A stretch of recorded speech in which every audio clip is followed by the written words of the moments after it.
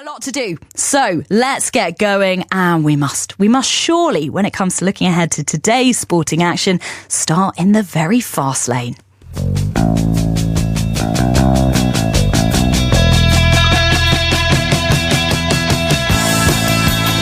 Yeah, 5 Formula One Grand Prix left, and what was an intriguing battle between the two McLaren drivers, Oscar Piastri and Lando Norris, has now become a three-way battle for the ages, with Max Verstappen back involved. He's turned into some kind of petrol head Superman lately, surging back into the championship picture. It's Mexico today. Already there are stories brewing, and joining me now to guide us through it all, 5 Live's commentator Harry Benjamin. Good morning, Harry. Morning, Katie. Morning. Sounds like you've got a busy show. Thanks for squeezing me in. You are very welcome. Well, OK, so what's the best thing about a Mexican sporting weekend then, do you reckon? Oh, a Mexican sporting weekend. Well, the tacos have got to be right up there obviously. As well. And if you're George Russell, who you actually missed out on free practice one, well, he decided to go and watch from the Foro Sol section of the track, which is, talk of baseball, a former baseball stadium, which adds about 25,000 to the actual capacity of this circuit. And it is literally like a cauldron of sound. It's part racetrack, part concert. He went there with a Lucha Libre mask on, so no one recognized him because he missed FP1 for one of the rookie drivers sitting in for his race seat. I just enjoyed the action. So I think he was making the most of his Mexican City weekend too. Wow, so no one knew he was there, so he got away with it completely. Got away with it. Took a cheeky selfie, put it on Instagram, and the rest is history. Fantastic. Love that. Right, let's talk about another British man then, Lando Norris. Remarkable lap yesterday, Harry, in qualifying. Incredible. Probably one of the laps of the year. And certainly Lando Norris pulling it out the bag when he needs to. Nearly 0.4 of a second quicker than second place man Charles Leclerc. And really, it's Norris has been looking quick since the get-go all weekend. The man who sits second in the Drivers' Championship is going to have the best view in the house. That McLaren is still on form. I know there's been a bit of talk about, have McLaren lost a bit of edge with Red Bull and Max Verstappen coming back into the picture? That McLaren is still the fastest car, but the field is so tight. McLaren have wrapped up the Constructors' title now. They're not bringing any more upgrades. It's full focus on next year as far as the build of the car is concerned. So it is an out-and-out battle now to the end of the season, and Lando Norris has pulled the first punch. So why, probably a silly question coming in for you, Harry, but why is he going so much better than Piastri now, considering what we saw from the Australian at the start of the season? Well, I mean, it's a question we've been asking all weekend long. If we look back a week ago, we were in the US at Austin, Texas, and again, Piastri was having a bit of an off-colour weekend. But it's gone even worse so far this weekend. He's been absolutely nowhere. He qualified down in 8th. He gets bumped up a position for 7th because Carlos Sainz was ahead of him. He's got a grid penalty for a crash that he was involved in last week. So it's 7th for Piastri on the start line. He doesn't even know. He's saying it's a mystery in his interviews after qualifying. He says he feels okay in the car. He feels like he's getting the most out of the car.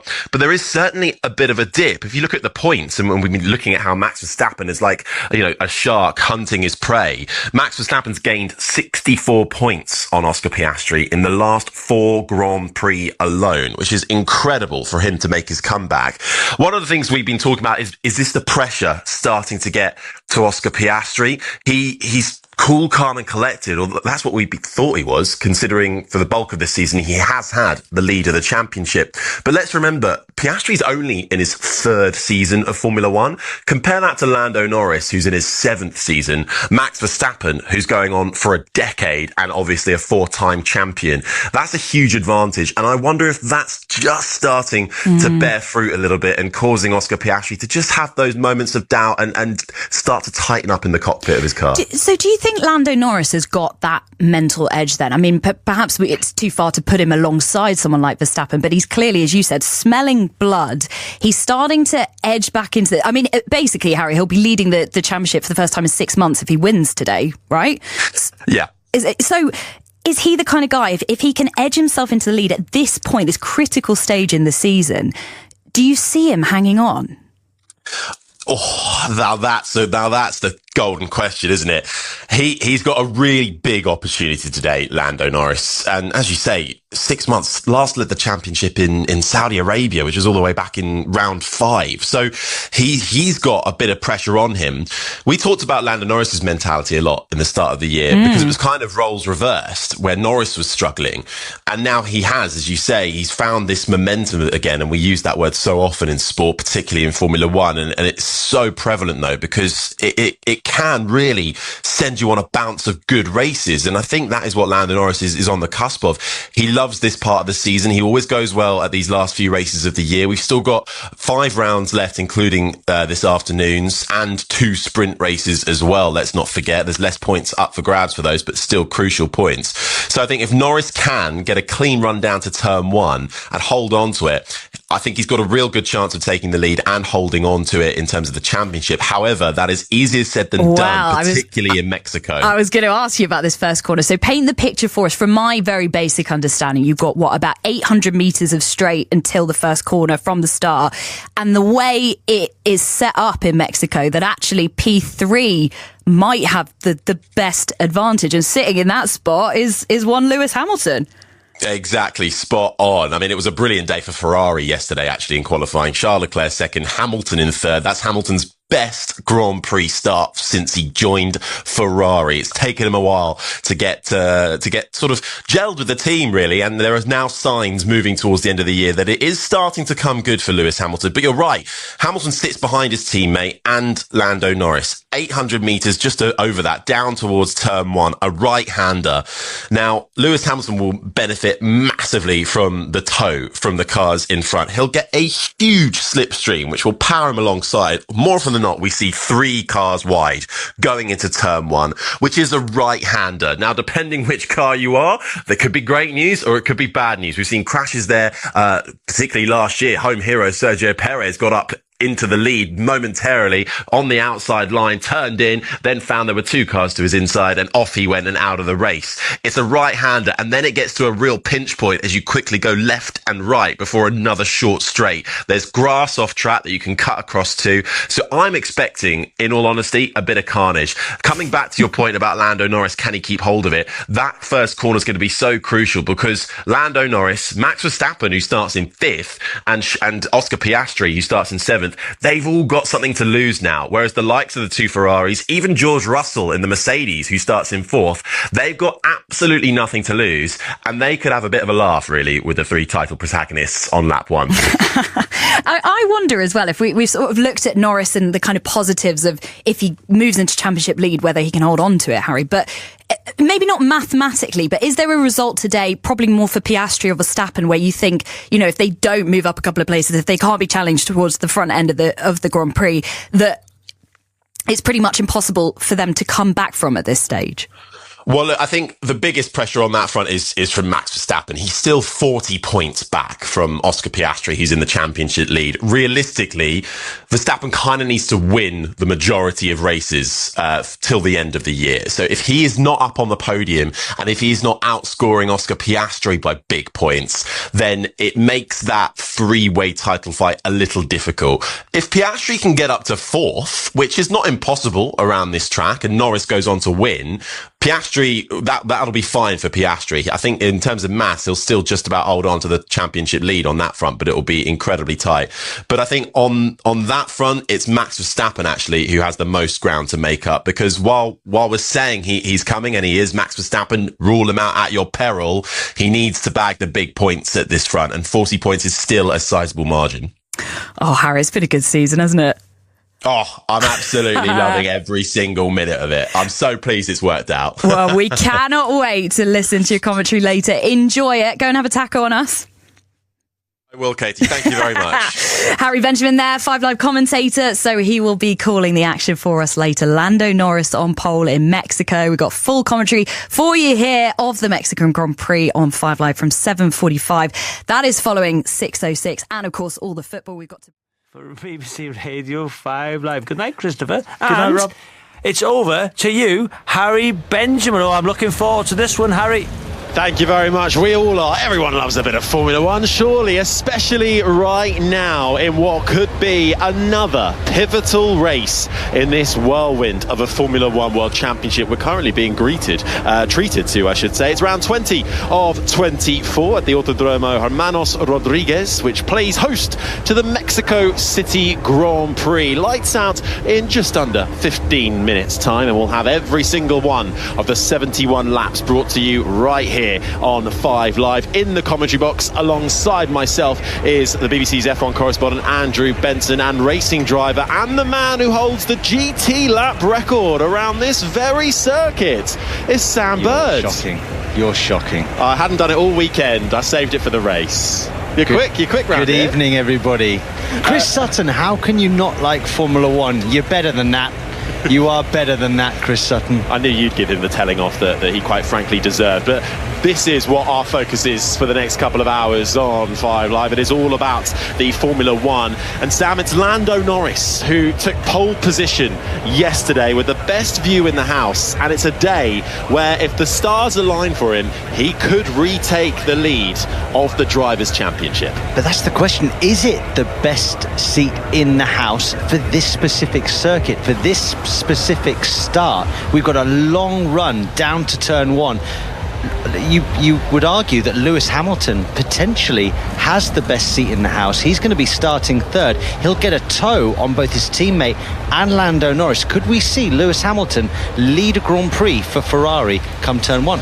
Lewis Hamilton starts in third, just behind his teammate Charles Leclerc. It's Ferrari's best qualifying of the season, and it's the first top 3 appearance for a Grand Prix for Lewis Hamilton wearing red. We'll come on to the Scuderia, but while Lando Norris, took his 5th pole of the season, Andrew, Oscar Piastri in the other McLaren, the man who leads the Drivers' Championship at the moment, he's looked off colour all weekend long. Struggling here in Mexico, struggling last weekend in Austin, Texas. Low grip conditions, sunny, hot track temperatures. It's the same pattern for him.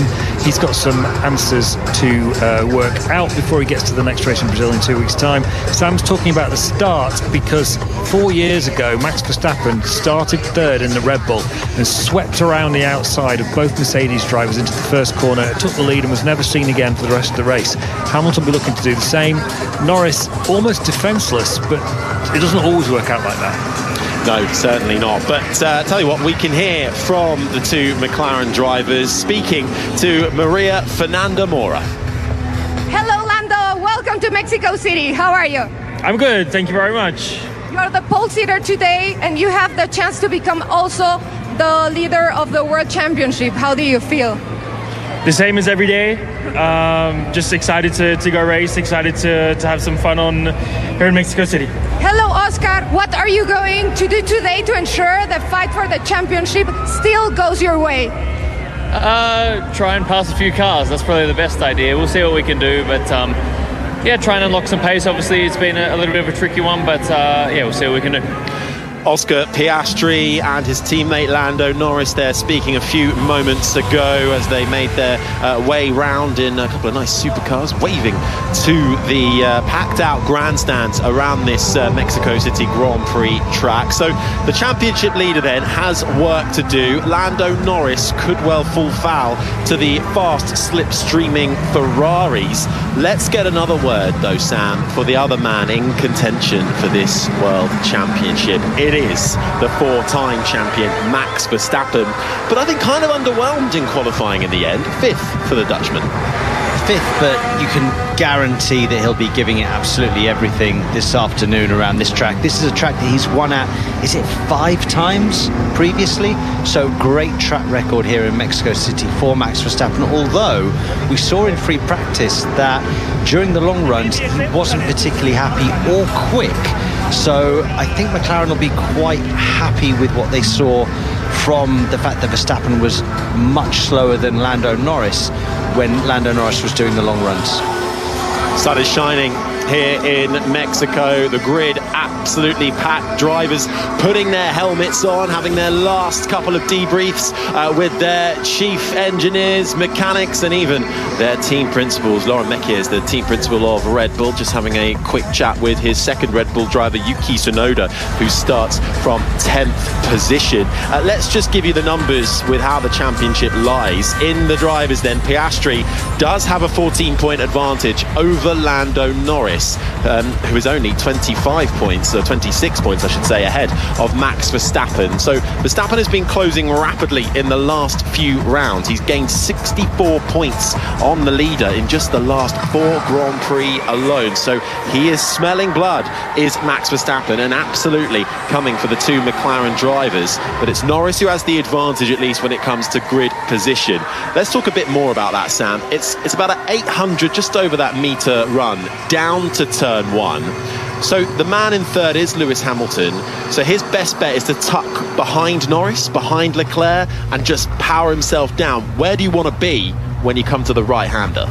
I think what Lewis Hamilton would want is that his teammate actually gets a good launch, and maybe even slightly better than him would be ideal, and then he can tow up behind one, move, tow up behind the other, get the like a double momentum, and then swing around the outside and blast around the outside, just like what we saw Max Verstappen do a couple of years ago. The outside's better, Harry, because you can carry more speed into the corner. You're on the racing line, whereas if you take the inside, you've got to brake harder, and you've got the possibility of someone coming in across you. Interestingly, Hamilton yesterday in the press conference after qualifying said he, i.e. Lando Norris, has got something to lose and I don't. Oh, that is the thing, though. That plays into the mentality of it, doesn't it, Sam? We're talking about what's the reasoning for Piastri maybe losing a little bit of performance. Low grip track conditions certainly don't help him. But is it the fact that, well, he's in his third season of Formula One, whereas Lando Norris, okay, well, he doesn't have the experience of fighting properly for a world championship. He's 7 years into a Formula One career, and Max Verstappen going on a decade, and his statistics speak for themselves. Yeah, Max has been there, done that, got the T-shirt.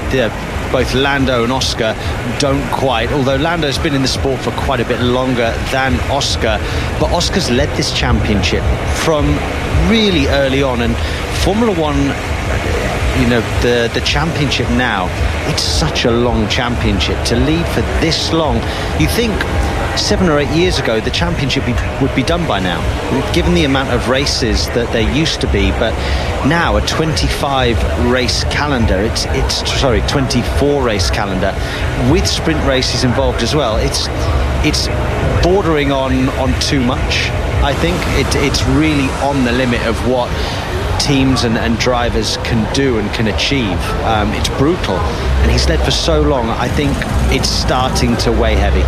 25? What do you know that we don't? No, I got it wrong. I made a mistake. Oh, sorry, I didn't mean to point that out, Bird. Lewis Hamilton climbs into the cockpit of his Ferrari Formula One car. We've mentioned that he is starting in one of the best spots. The driver who started third in Mexico has won 3 of the last 5 races around here. He said he's going to be aggressive going down into turn 1. Feels like he's getting his mojo back again and really gelling more with that Ferrari team now. It's looking like there's small improvements. I think that he's starting to piece it together, although the big test will be next year, Harry. It certainly will. Charles Leclerc in the other Ferrari, already sat in the cockpit of his car, his visor up, locked in, staring at the steering wheel while he gets belted into his Formula One seat. Huge Ferrari support around this track, particularly in the final section of this just over 4.3 kilometre circuit, 2.6 miles, 17 turns, 7 that go to the left and 10 that go to the right. You have that long run down to turn 1. It's a right-hander, then it's a quick left-right complex, which then takes you out onto a short straight. You'll get a dose of DRS there if you're within a second of the car in front of you after the first lap of the Grand Prix, where you can open the rear rear wing of your Formula One car and have a speed advantage. And then it is the S's in the middle sector, and then you head into the Foro Sol Stadium section, part racetrack, part concert. It really is a cauldron of sound that is moments away from lighting up even further. 71 laps are not too far away. We have more build-up shortly, but first, let's head over to Nick Hatfield for your latest BBC News. The voice of the UK. 5 Live Formula One. Good evening to you and welcome back to what could be another pivotal race in this Formula One World Championship. We're moments away from the Mexico City Grand Prix. Sam Bird is alongside me. Sam, what are you expecting to see over the course of the 71 laps? Well, firstly, we need to get the start over and done with, and that's what I'm really excited about, Harry. That 800-metre stretch down towards turn 1, it's anybody's game as to who is going to come out on top through the first sequence of corners. Ideally, I'd like to see Lando stretch his legs and get an early lead. Completely impartial, of course, but I'm very much looking forward to this one. We're going to have 20 drivers all heading down towards that first right-hander. And we've got a bit of strategy intrigue as well. Andrew Benson, what more do we know on that? Well, as expected, most of the top runners are starting on the soft tyre. Remember, Norris and Leclerc in first and second places have got new soft tyres, which should give them an advantage. But Max Verstappen in fifth place is on the medium, a new set of mediums. He's obviously going to try and run long. So that's extra intrigue going into the start. There certainly is. We'll keep you updated with all of that as we go and the tyres get more revealed throughout. But we're just moments away then from the lights out in Mexico. We'll take you through all the 20 runners and riders with 5 rounds left to go. A drivers' championship that is being fought by 3, and a tantalising prospect as well for those with absolutely nothing to lose. I hope you're comfortable, because we are in for hopefully something quite extraordinary. Buckle up. It's time for the Mexico City Grand Prix. Lando Norris and Piastri make slight contact coming through turn 3. They both carry on, but up and over the hill, Lando Norris from 5th is now ahead of his teammate Oscar Piastri. So are we cool with Lando just barging me out of the way, or what's the go there? And there's going to be contact between Oscar Piastri and Lando Norris goes spinning round as well. There's a wheel off in the background. Listen to the wind blow, watch the sun rise. Max Verstappen round the final corner and takes the win of the United States Grand Prix. The title fight is well and truly on between not 2 but 3 drivers till the checkered flag in Abu Dhabi.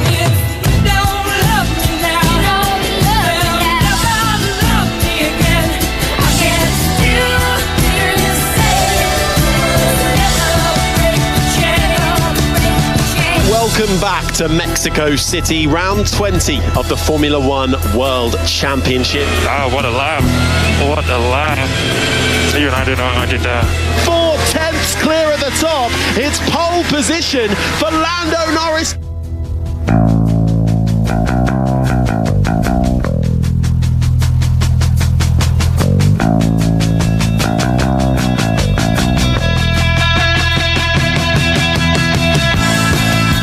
Teams, 20 drivers, and this is how they line up from back to front. Franco Colapinto's Alpine last, behind Lance Stroll's Aston Martin from 19th. Pierre Gasly's Alpine flies from 18th position. Alex Albon and the Williams from 17th. 16th position will see Gabriel Bortoleto in the Sauber. Into the top 15 with Liam Lawson and his Racing Bulls. Fernando Alonso for the number 14 Aston Martin. It's 14th, behind Nico Hulkenberg Sauber from 13th. Carlos Sainz with a 5-place grid penalty starts from 12th, with Esteban Ocon in the Haas just outside the top 10, which begins with Yuki Tsunoda's Red Bull. Ollie Behrman's 3rd consecutive top 10 start with 9th. Oscar Piastri is 7th, just ahead of Isaac Hadjar. Kimi Antonelli begins the top 6. Max Verstappen from 5th, behind George Russell's Mercedes, and your top 3, 2 Ferraris. Hamilton 3rd, Leclerc 2nd, with pole position going to Lando Norris.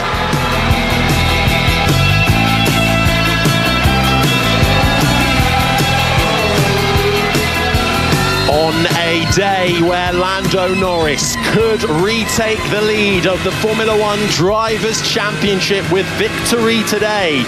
And it will be a retake of the lead he has not held in 6 months' time. They're coming through the Foro Sol now, the stadium section, as they blast out from the shade into the sunshine round the final double right-hander to lead back on to the start-finish straight. Sam, we've got a mix of strategies going on. Soft tyres for the top four. Max Verstappen starting on the medium tyre. Absolutely, and we've also got a couple of people at the back starting on the hard compound. Alexander Albon and Franco Colapinto looking to go long into this race.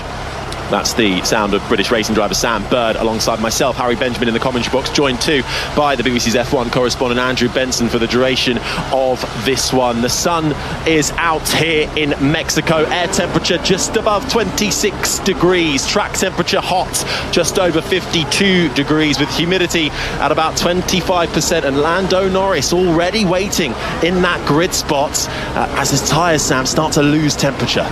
Yeah, he's going to be waiting for quite some time yet. This is what happens with modern-day Formula One grid starts, that the leader is waiting there for a good 45 seconds to closer to a minute before everybody packs up.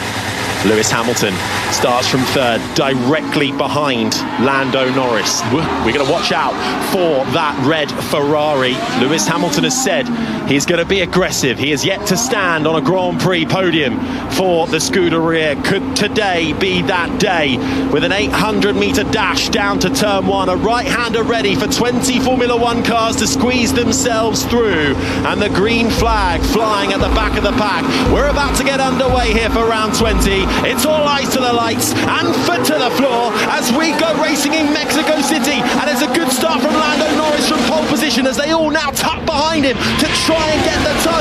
Lewis Hamilton being squeezed to the inside by teammate Charles Leclerc, who finds himself in the middle. Max Verstappen round the outside, he locks up, we're going four abreast. Verstappen flies over the grass, Norris holds the lead, but Lewis Hamilton is trying to get it from him, and it's all carnage as they chop and change. Leclerc had to cut the corner as well and comes out in the lead of this one. He gives it back to Lando Norris, but the time we get to the left-hander of turn four, and after that messy start, it's Lando Norris who leads Charles Leclerc, Lewis Hamilton and Max Verstappen going side by side into the double right-hander of turn six, but Norris pulls away. And Oscar Piastri's had a terrible start, down in 11th spot at the moment as we see Lance Stroll pointing the wrong way. But I don't know how the stewards are going to sort of make sure that everybody's in the right position. Max Verstappen, a huge lunge around the outside into turn one, huge lockup, rejoined in second place. He's given the places back, but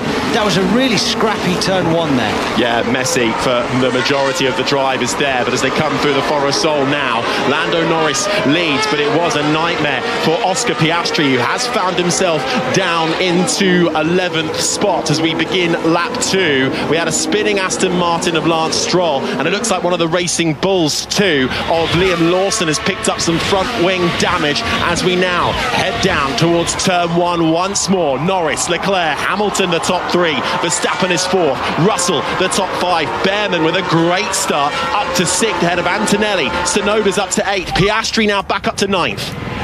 Verstappen just cut the corner, brake late, and went across the grass. So at least a penalty will give the position back. I was going to say that. I thought exactly the same. It looked to me like Verstappen just committed to not braking early enough to make the corner and just went for the grass. He has gained a place on George Russell. I'm not surprised George Russell is complaining about that. I think there might be a few complaints up and down the grid, particularly in that mid-pack as well, with a few cars cutting the corner and holding position. We're going to have to get another look at how that lap one all worked out. But in the end, Lando Norris, despite losing the lead with Charles Leclerc cutting the corner, regained the lead now and has already extended it to 1.8 seconds. Leclerc, Hamilton, Verstappen, Russell 5th, Behrman 6th, Antonelli, Tsunoda, Piastri is 9th, Ocon now up inside the top 10 with Hadjar, Sainz, Bortoletto, Lawson and Fernando Alonso in 15th, Gasly, Hulkenberg, Albon, Stroll and Colapinto, all 20 drivers surviving lap one. I'm not sure that that's how Lewis Hamilton had visualised that start from his third place on the grid. I think that he would have wanted a little bit more space to his teammate after 50 or 100 metres or so. Just got boxed in by Charles Leclerc, didn't have any room really, and then he had the fast charging Max Verstappen on his outside. So Lewis Hamilton stays in third place for now.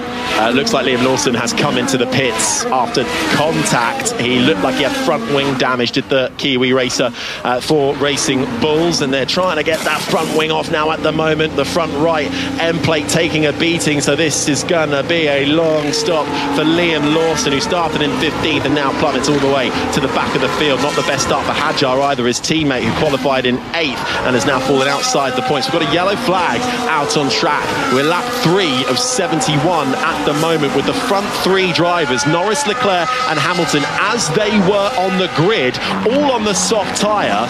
Thinking a one-stop strategy for most in this one, but we'll see how safety cars, possibly red flags, play that one out. And Max Verstappen hanging with the Ferraris on that new set of medium compound tyres. Russell Radio, I mean, it's ridiculous, guys. Just can't cut the grass and keep position. No penalty, no nothing. And we do tend to agree with you, George. That is... yeah, it's challenging to see that, but Lando Norris out front now, 1.9 seconds ahead of Charles Leclerc. Everybody else is pretty bunched out. The DRS now activated as well, the drag reduction system, which if you're within a second of the car in front of you, you can press a button on your steering wheel and it opens up the rear wing. Piastri using it to close in on Yuki Tsunoda's 8th place. Tsunoda in the second Red Bull on the slightly slower medium tyre compared to Oscar Piastri on the quickest of the rubber, the soft tyre, but it's the soft rubber that will wear thin much quicker than the medium tyre. So Piastri has an advantage, but only for so long, and he'll want to dispatch of Tsunoda as quickly as he can, get out of the dirty air and chase on to Antonelli. Yeah, Oscar Piastri needs 67 of his best laps in his Formula One career so far. He needs a champion's drive, doesn't he, from here? What can he do from 9th place, sorry.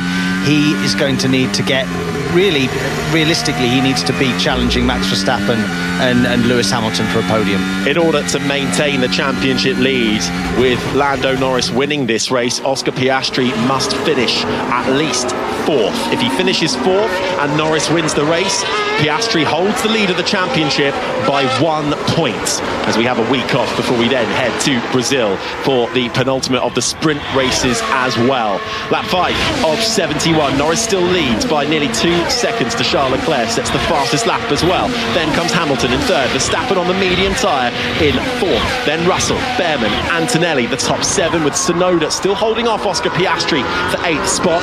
Esteban Ocon completes the top 10 and the point scorers. In 11th is Hadjar, Sainz, Bortoletto, Alonso and Gasly, the top 15, with Albon, Stroll, Hülkenberg, Colapinto and Liam Lawson having pitted the 20 drivers in the field, as we're now being shown replays of that turn 1 on lap 1, so we're going to get a proper look at who cut the corner. Max Verstappen went almost 4 wide with the 2 Ferraris. I think there was a bit of contact between the 2 Ferraris. Verstappen cuts the corner, so does an Aston Martin. A Racing Bulls comes together with a Williams too, and the Williams has gained a few spots there as well. Leclerc got oh so close to Lewis Hamilton. They were the 2 Ferraris squeezed in between the Red Bull on the left-hand side and the McLaren on the right-hand side. Yeah, Leclerc just delayed his move to the inside of the track, making Lewis Hamilton go to the inside. That's not probably where Lewis wanted to be. Clean from Lewis Hamilton, but not clean by so many people. And we're seeing now race control, lap 1, turn 1, incident noted. Now go on board with Max Verstappen, and he's so ambitious, and that front left took a beating. Crazy. He did indeed get squeezed, and he was so close to the barrier right on the exit of turn 1. I mean, he was so far off track. He was lucky to actually hold on to it and not hit the wall either. Looking as well back to the on-screen pictures and going toe-to-toe is Max Verstappen with Lewis Hamilton. Verstappen has to cut the corner. That brings George Russell into play. Verstappen won't be able to hold that position though. It's 3 wide. Verstappen on the inside. Hamilton in the middle. Hamilton locks up. Has to take to the escape road. Verstappen runs deep. Will that benefit George Russell, who was right there with him? Russell has to run off wide. Ollie Behrman in the hash. Down the inside of Verstappen. What a move from Behrman, pouncing when the moment showed itself. As we run towards turn 7 into the left-hander, Behrman and Verstappen side by side like Norris and Verstappen were last year. Verstappen is all over the road. He cannot keep that Red Bull in a straight line. Behrman wins that position, but did go off track. So did Verstappen. Behrman's up to 4th. I need to see that again, that turn 1 move, because again Max Verstappen cut the corner and gained a position and seemed to benefit from it. So I don't know what the stewards are going to make of that. It has been noted by race control, but we're seeing some very hectic racing in the early stage of this Mexico City Grand Prix. It's lap 7 of 71. It's Norris now 2.2 seconds clear of Leclerc. Then comes Lewis Hamilton.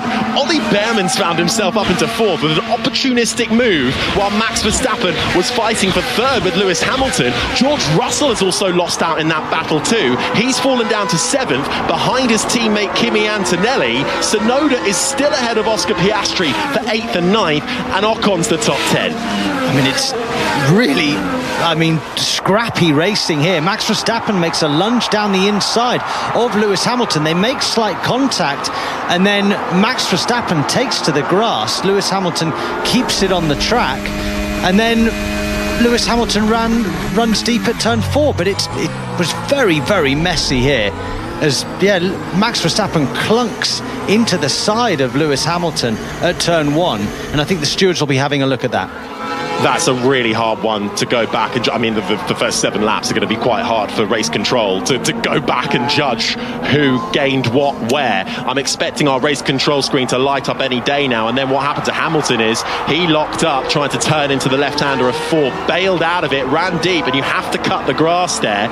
Verstappen went deep, recovered onto the track, but that rather balked George Russell, who had to run off wide on the exit, and Ollie Behrman was there to get the undercut, then go toe-to-toe with Max Verstappen and win on the softer rubber in the Haas. He's up to 4th. Yeah, while everybody else was squabbling for position, he's just mopped up, said, thank you very much, guys. I'll see you later. Up to P4. But Max Verstappen is right on the back of the young British driver now. Looks like Liam Lawson is out of the race after picking up damage on lap 1. Came in for a front wing change, but he's back in the pits and noted as retired. Norris leads then 2.1 seconds the gap. Sainz and Alonso leaving the track and gaining an advantage. That has been noted as Piastri goes side by side with Yuki Tsunoda. There's contact wheel to wheel, but they both survive. Tsunoda aggressive in the Red Bull. Piastri with everything to lose. Tsunoda with absolutely nothing on what could be, though, judgment day for Yuki Tsunoda in his Red Bull career. Piastri still behind in 9th. And Lewis Hamilton is under investigation for not following the race director's instructions on failing to go through that area where you have to use the escape road. He's effectively went down the escape road, then just cut straight across the grass. So be interesting to see what the stewards make of that, as with about 50 other things that they've got to look at over the first 5 laps. It's just when you think you're going to take a breather, suddenly someone makes a move. Lap 9 of 71 of this Mexico City Grand Prix. The sun shining, 26.4 degrees air temperature, 51.8 degrees track temperature, really high track temps, low grip surface too. And at the moment, Ollie Behrman having the start of his life. Lap 9 of 71, still ahead of Max Verstappen. The DRS not quite working. What are they doing about people to branch turn 1? Nothing yet. Let's focus on our race. Yeah, Lewis Hamilton as well, querying about that turn 1 incident, multiple incidents. Norris then still leads. It's his teammate Piastri who has all the work to do.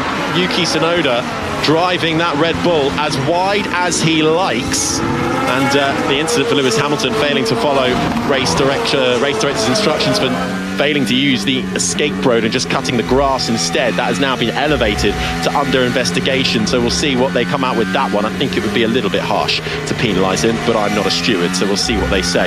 Yuki Tsunoda is the sound you're hearing right now, the Japanese driver who took his first top 10 start today since the Azerbaijan Grand Prix, on a weekend where we think his future will be decided by Red Bull. Will it be a stay? Will it be a demotion? Or will it be losing his Formula One career altogether? Right now, though, he's doing a good job at keeping Oscar Piastri behind in 9th spot. as the Verstappen and Hamilton incident from turn 1 a few laps ago that allowed Behrman through ultimately has been noted by race control, so they're a bit delayed here, but they will get through all of the incidents that we've seen. Lap 10 of 71. I wouldn't be surprised if that's a 5-second time penalty for Max Verstappen. We've seen the stewards clamp down on driving standards, and Max Verstappen actually here last year got a penalty, didn't he, with collision or forcing another driver off the track, which was at that time Lando Norris, who currently is leading this race quite comfortably, sitting 2.7 seconds clear of Charles Leclerc. Yeah, it was a clean start from Lando Norris, kept his cool, notably, when all the other cars were scrambling around him as well. Didn't panic when Leclerc suddenly burst out in front of him on the exit of turn 3. Knew he'd get that position back and is now settling into the rhythm. If you're on the soft tyre that you started this race on, we're expecting you, if you're doing a one-stop, to go through around lap 23, lap 29. Lap 26 to lap... I've got that all wrong. We'll figure it out in a minute. If you're on the soft, 23 to 29. That's the right one. I was right initially. Before you come in for your first pit stop and change onto the medium or the hard, I think the medium might be preferred. Right, Oscar Piastri's very, very close now to the back of Yuki Tsunoda, and he's got to start throwing some shape soon. He's got to start making some inroads and clawing his way up the order as he now stalks the Japanese driver, and he's through up into 8th place. Nice move by Oscar Piastri, and he's moving forwards, just what he needs to do.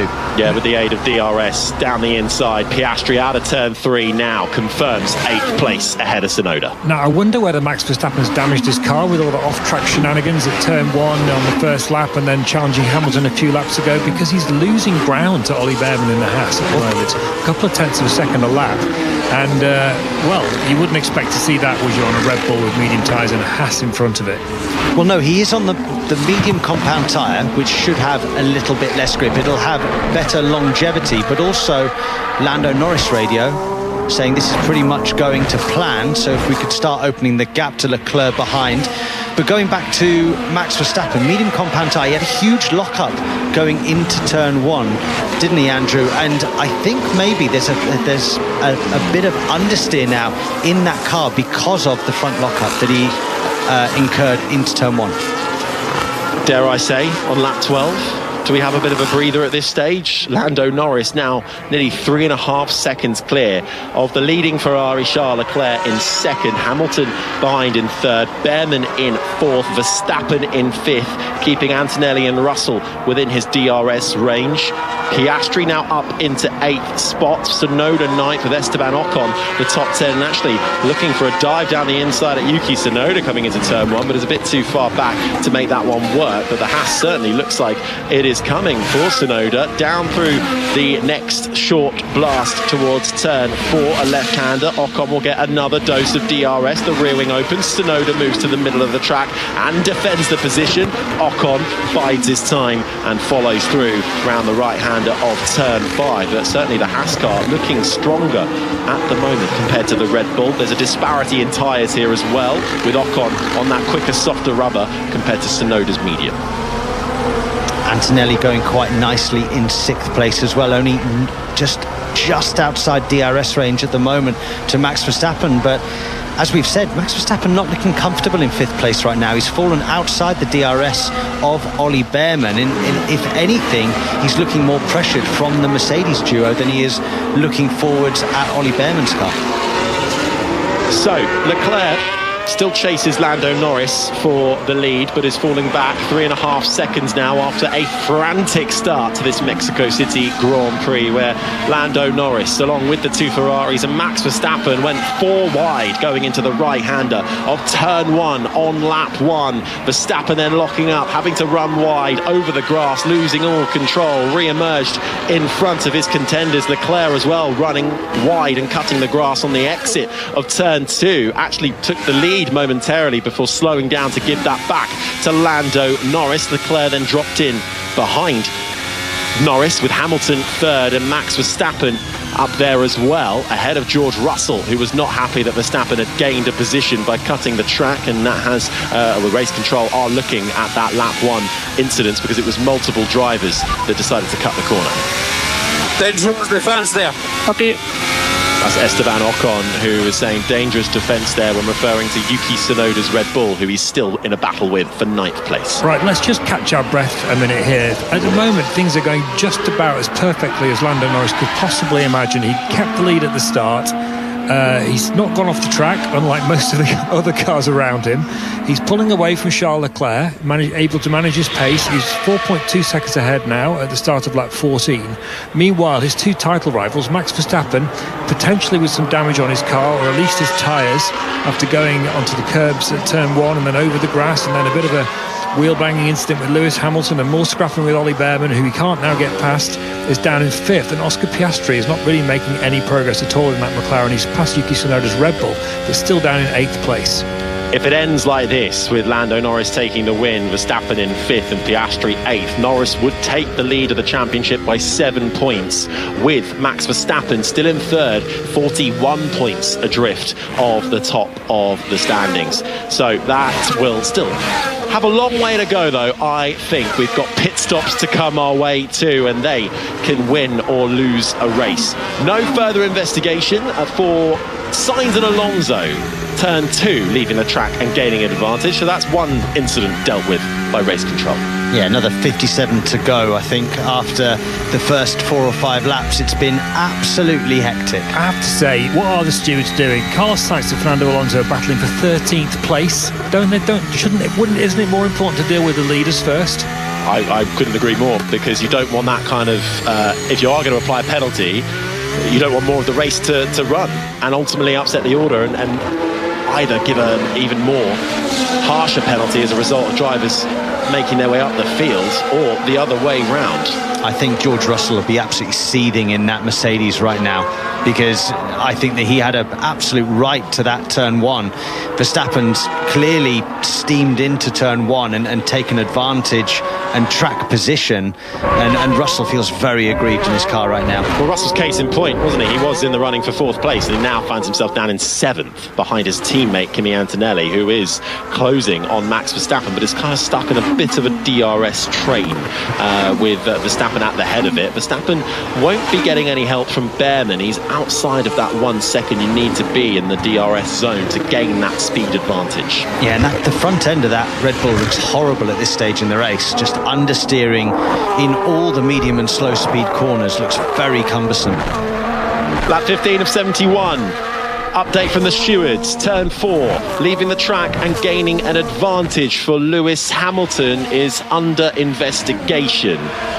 I thought that one was already under investigation, and that was for using the escape road, wasn't it? So then he had the other one, and now no further action on the escape road incident either. So lap 16 of 71, Norris now leads Leclerc 5.7 seconds with Hamilton 3rd. Update again from the stewards, 10-second time penalty for car 44. Lewis Hamilton leaving the track and gaining an advantage. I think that's extremely harsh. Really, really harsh penalty from the stewards for Lewis Hamilton. Yeah, so just to clear that up, that's 2 separate incidents that are the same incident, effectively. So he left the track and gained an advantage. He's been penalised for that. I'm not sure what advantage he gained. They said keeping a position, I guess. And then he was cleared for not using the escape road, which is kind of the same thing, because if he'd had to use the escape road, then he would have not gained the advantage that they perceived him to have gained in the first place. But again, just on that, I don't understand why they're dealing with an incident that happened on lap 6 before an incident that happened on lap 1. Well, Lewis Hamilton, currently racing around in 3rd, will have to serve that 10-second stop at his first pit stop, where he'll pull into his pit box and the team will not be allowed to touch that Ferrari for 10 seconds before they get to work. He's got to get his head down now. I suppose the good news for him is that he's got Ollie Behrman behind, but the best part of 5 seconds behind him right now.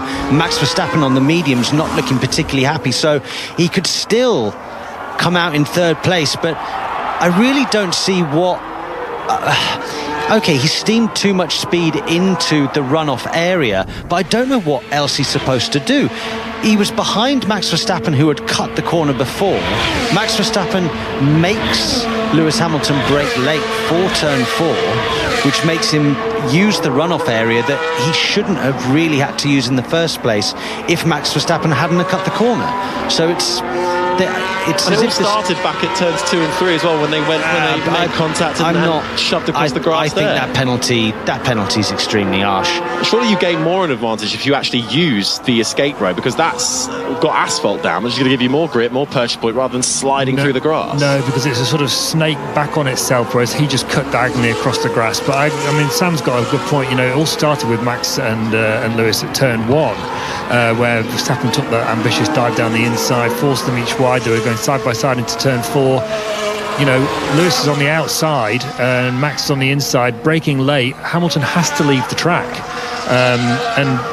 Meanwhile, behind him, Verstappen and Russell got tangled up amongst themselves. So, you know, did he actually gain an advantage? I think that's even questionable. I don't think he did. I don't think Lewis Hamilton wasn't to know that Max Verstappen and George Russell were having some fisticuffs in between turn 4 and turn 5. He's turned into the escape road, and that escape road is super narrow. I mean, really narrow, just wide enough to fit a Formula 1 car. So you've got to really overslow the car. And it's not exactly an area that many people have been down this weekend. It's not rubbered in like the racing line. So, OK, he's gone in too fast into the escape road and had to take to the grass. And when you take to the grass, then you use the throttle to get out of the grass. I don't see anybody getting too many penalties for using the grass at turn 1, so I think it's extremely harsh.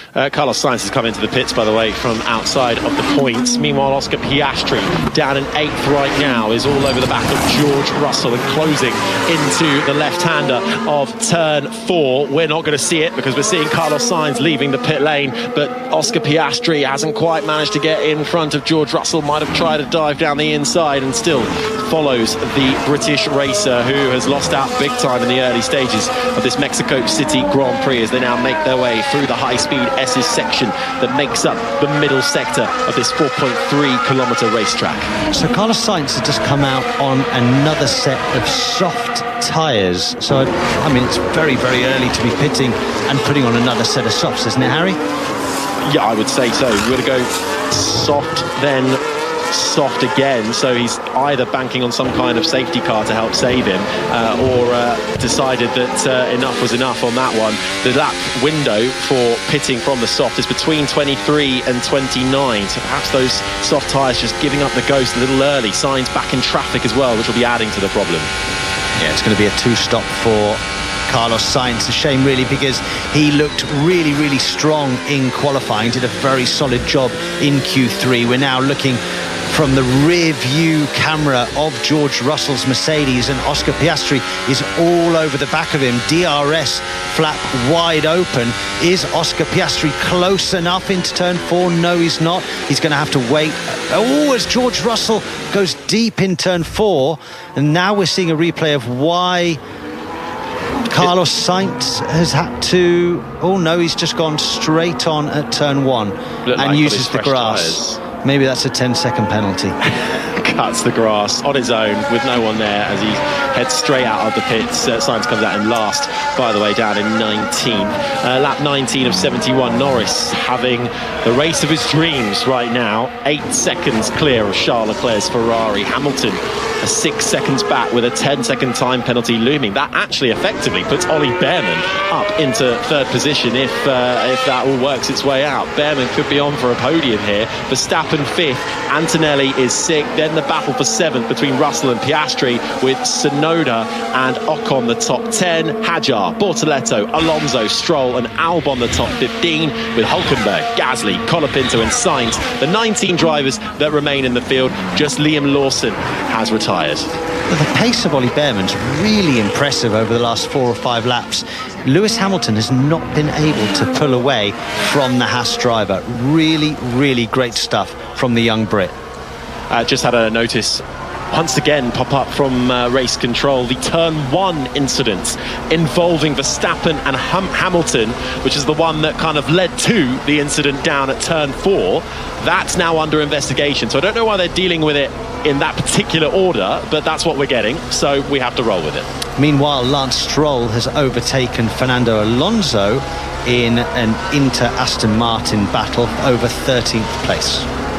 And I don't think Fernando Alonso will be too pleased about that one. Meanwhile, Piastri still chasing down George Russell gets the DRS into the 90-degree right-hander of turn 12. Can't make a move there as they head into the stadium section, the former baseball stadium, in front of 25,000 fans that look down onto the Papaya McLaren and the Silver Arrow Mercedes that now drag themselves round the double right-hander that seals off a lap of this Mexico City circuit.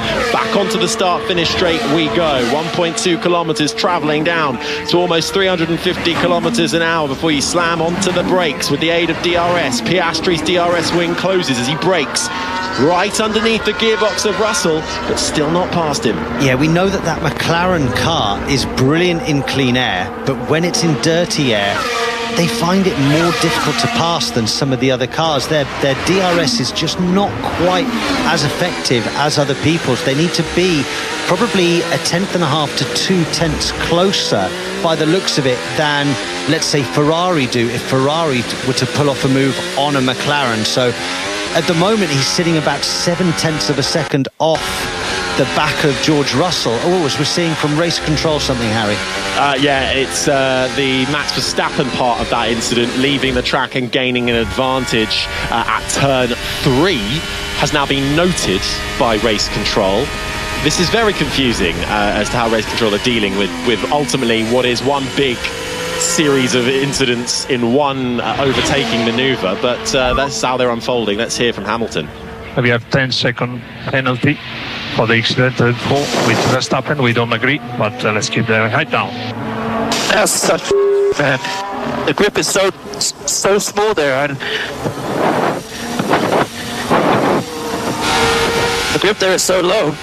We know this.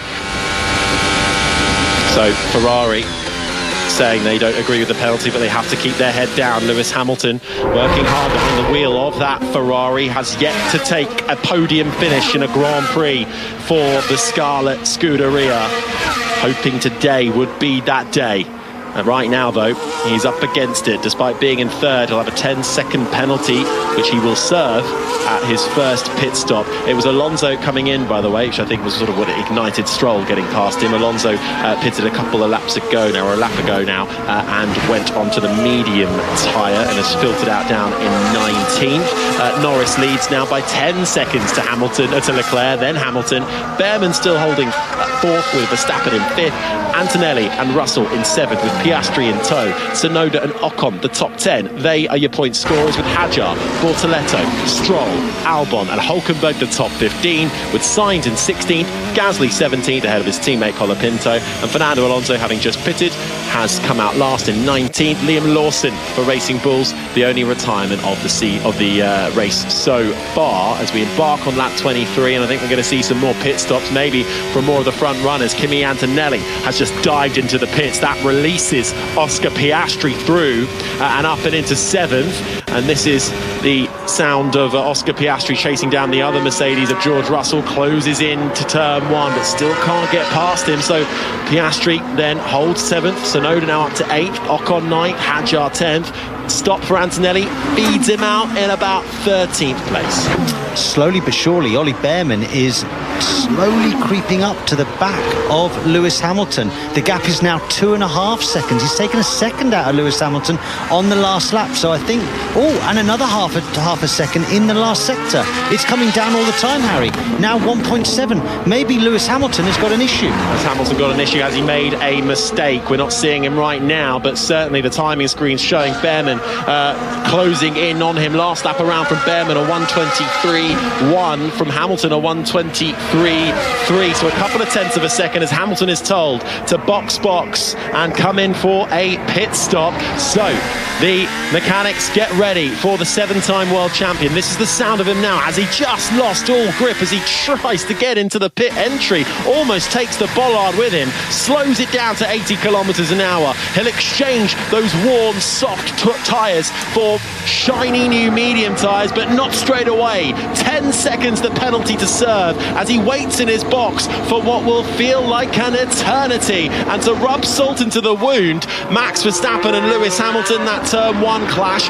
No further action from race control as Hamilton now gets his new boots on. The yellow stripe medium tyres to the end now, perhaps for Hamilton, to the end of the pit lane and out back into this race, and he falls down to 14th position. I think in the next driver's brief, I would want to be a fly on the wall in the next driver's briefing. What do you want me to do? What are we doing? Staying out, Max. Yeah. So, what are we on a 1-stop or a 2-stop at the moment? Right. Okay. I can hear everything. That's encouraging, isn't it? When your engineer is sort of asking, are we on a 1-stop or are we on a 2-stop? And the driver is also hearing that. So clearly then Red Bull, well, weighing up what their best options are. Max Verstappen started on the medium tyre, so ideally you only want to stop once because that's the quickest way round.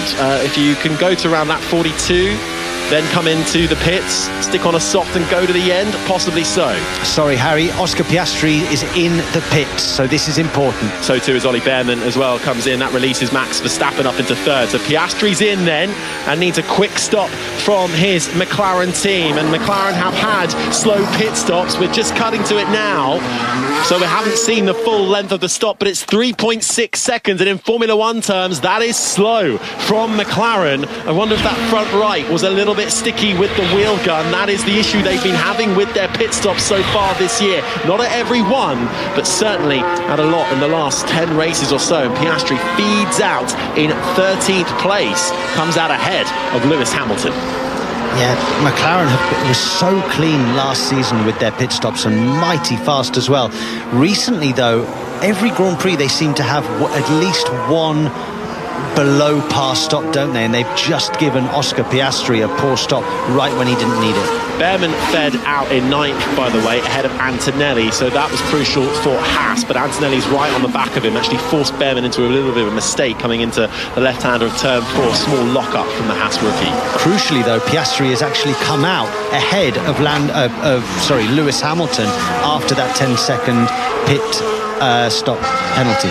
Yeah, and we're going to see the other Mercedes come in shortly as well. George Russell's team are waiting for him in the pit lane. It's going to be a medium tyre, the order of the day for those that started on the soft on lap 26. Lando Norris and Charles Leclerc have stayed out on their soft tyres in the order they were already, in first and second, as the Mercedes crew get to work and send Russell on his way. 2.7 seconds the stop, and he will feed back into this race in a bit of clear air, but I don't think it's going to work out particularly well for Russell, who have Lance Stroll ahead of him as Oscar Piastri makes way makes light work of Alex Albon's Williams and gets himself up into 12th and back onto the rear of George Russell. Now this is advantage Oscar Piastri because his tyres will be up to temperature. Can he make use of that? But George Russell has a great exit out of turn 3 as Antonelli dispatches of Gabriel Bortoleto at the corner ahead of them. Bortoleto and the Sauber yet to pit,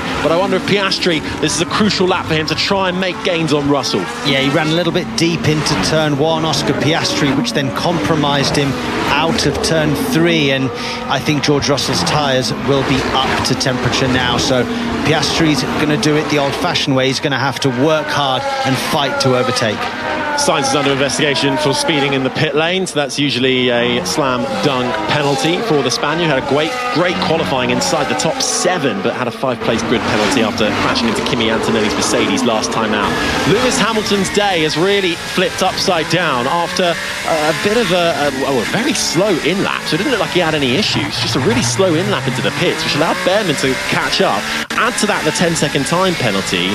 Hamilton is now trying to get through on Alex Albon, but Piastri came out ahead of him too, so it's a blow for Hamilton so far.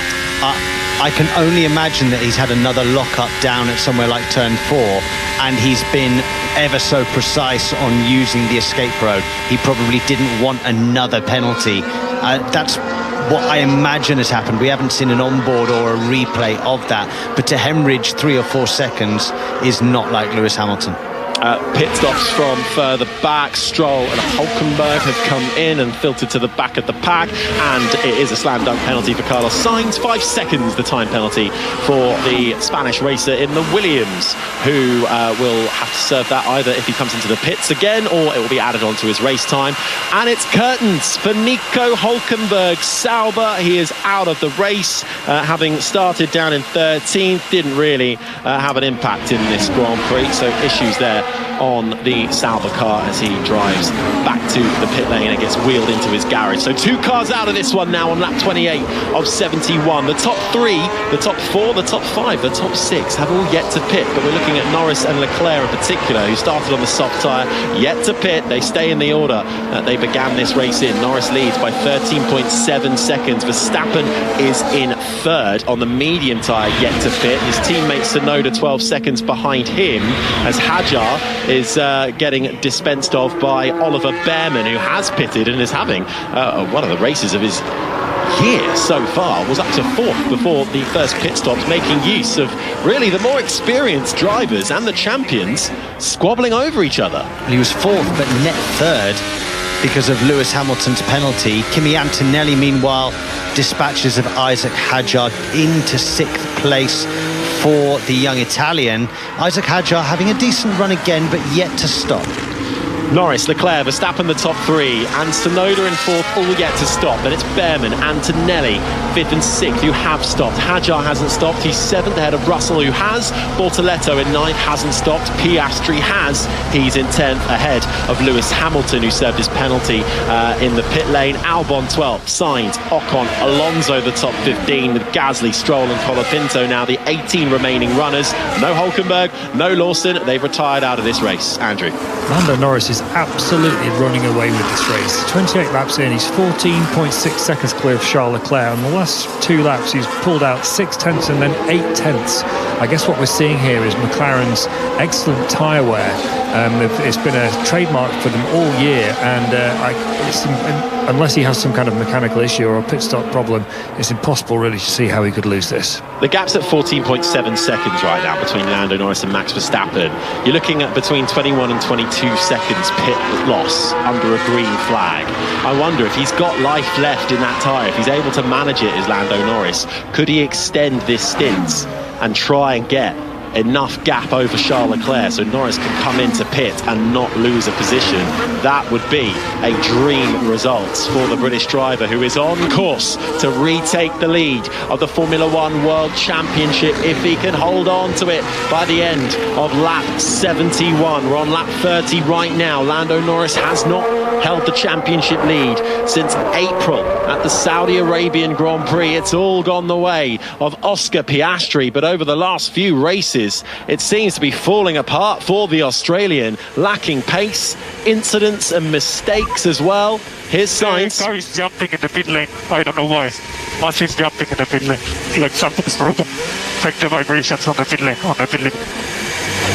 That was Carlos Sainz saying the car was jumping really down the pit lane as he heads towards his pit stop. Of course, he got done for speeding in the pit lane, and it did look like it was bouncing up and down rather uncharacteristically, Sam. Yeah, some big oscillations there on the pit limiter, and that can cause some spikes in terms of your average speed or top speed in the pit lane, which is probably what's caused the penalty for him. So shame for Carlos Sainz. Meanwhile, Oscar Piastri is through on Isaac Hadjar and up to 8th place, but it's not gone his way so far this weekend at all. 8th place is not good enough for Oscar Piastri right now. He's going to need to get his head down and chase after George Russell and Kimi Antonelli. But those Mercedes, they proved tricky to pass in the opening stint, and it didn't quite work out after the pit stops for Piastri either. He's now once again behind George Russell, who himself will be, I'm sure, very conflicted inside the cockpit of that Mercedes with the way the opening few laps panned out in this Grand Prix, losing positions as a result of other drivers squabbling on and off the track. Lewis Hamilton and Max Verstappen involved in what was really one big incident that went from turn 1 all the way to the exit of turn 4, and Lewis Hamilton receiving a 10-second time penalty for that, which he has now served. His teammate Charles Leclerc is pitting from 2nd place, nearly 17 seconds back from the leader Lando Norris.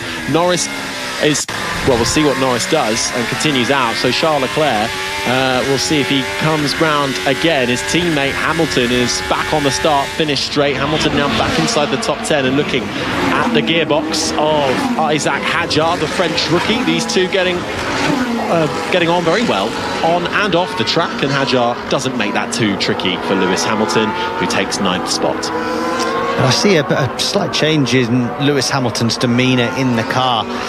He looked up for it when he was in 3rd place, didn't he, Harry? But since the 10-second stop-and-go penalty in the pits, he's fallen away from the back of Oscar Piastri and really losing out in terms of time. It looks like almost his heart isn't in it to race for the lower points here this afternoon. Shame for Lewis Hamilton.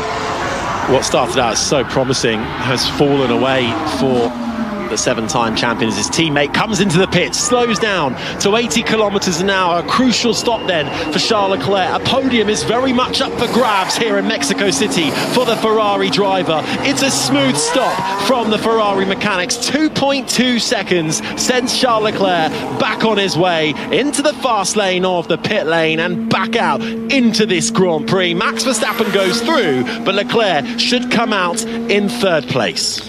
Which should mean that we should see Lando Norris in relatively soon, I can only imagine.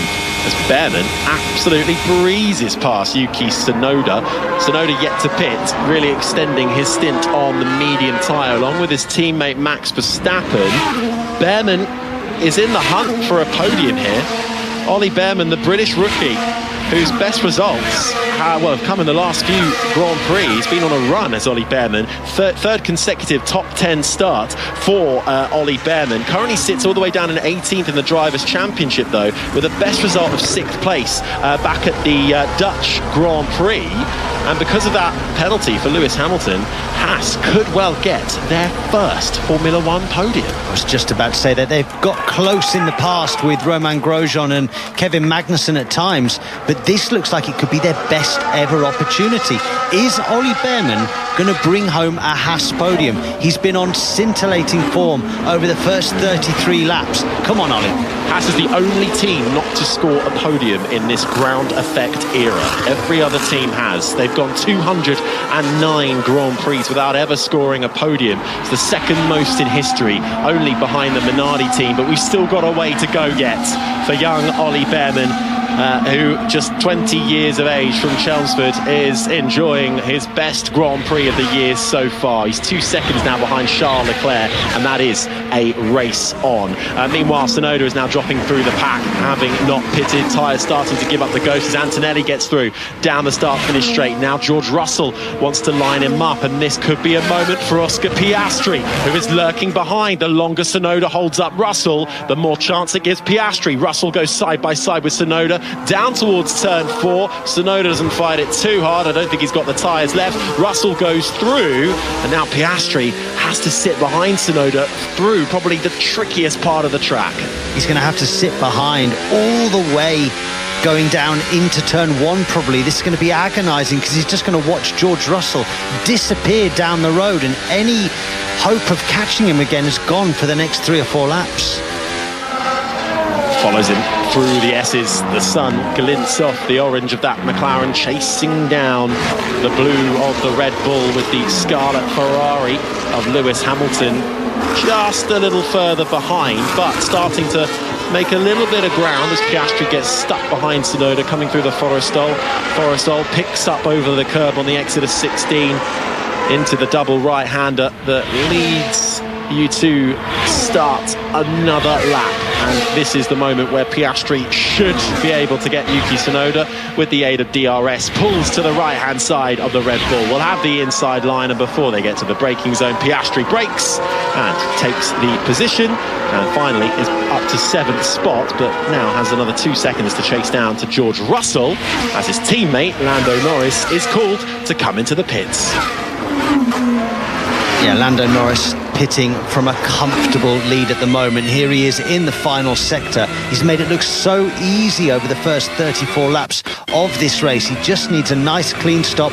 Make sure you hit your marks for the pit limiter. Make sure you hit your marks in the pit stop area for McLaren. Wheels are off, medium compound tyres on.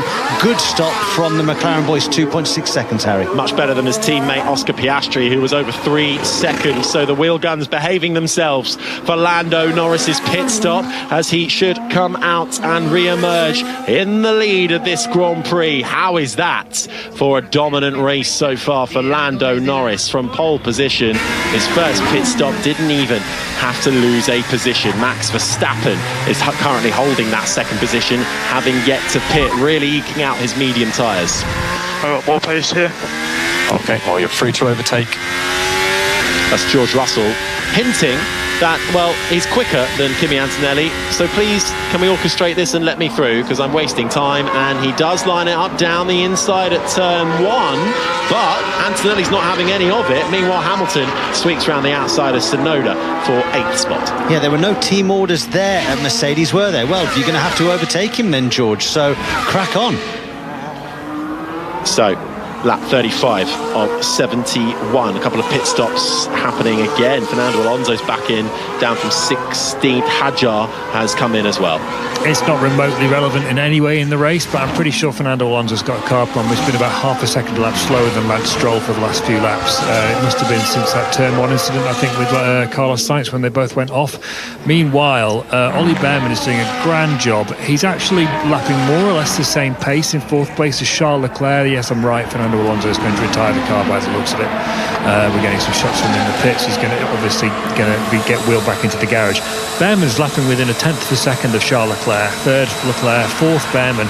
He's got the 2 Mercedes of Antonelli and Russell behind him though, going faster. Can Behrman hold them off? And where's Verstappen going to come out after his pit stop? This will be a real test for Oliver Behrman, but so far he's been impressing many up and down this paddock in what is his rookie year, but the results haven't always been there with a car that hasn't always been there. But certainly a good qualifying followed by a good opening stint in this Grand Prix will not go unnoticed. Okay, George, so let's manage these front brakes for a lap or 2. We've got Ferrari and a Haas ahead. We can fight for the podium here. I do need brakes end of the race though. So George Russell being told to look after your brakes. They're probably a little bit worried about brake wear come the end of this Grand Prix. This track quite high on brake wear, so George Russell just going to have to manage them for a few laps before then attacking his teammate. Looking at Lando Norris and Oscar Piastri, they've been so close most of the year, Harry.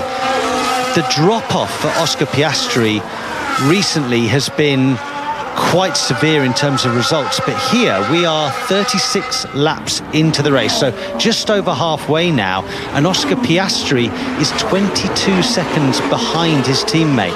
It's quite wild. You would not have thought that you would see that this year, given how close they were for most of this season. If he doesn't get on the podium today, that'll be 4 races in a row. The championship leader has not been on the podium, and he will lose the championship lead come the end of the 71 laps to Lando Norris. The only way Piastri can keep that championship lead by 1 point. If Norris wins the race, Piastri must finish 4th place. Right now, though, he's 7th and struggling to get past the Mercedes of George Russell, who in turn is struggling to get past the Mercedes of Kimi Antonelli, who is 1.2 seconds behind a Haas.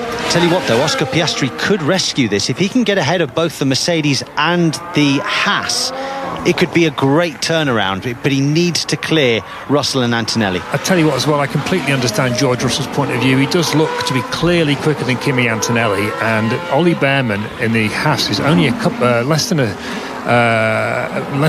than 2 seconds ahead of Antonelli. So, you know, there's still a Constructors' Championship fight over 2nd place between Mercedes, Ferrari and Red Bull. So I think Russell's making a really good point that he should be let past Antonelli to see if he can pass and see if he can attack and pass Behrman.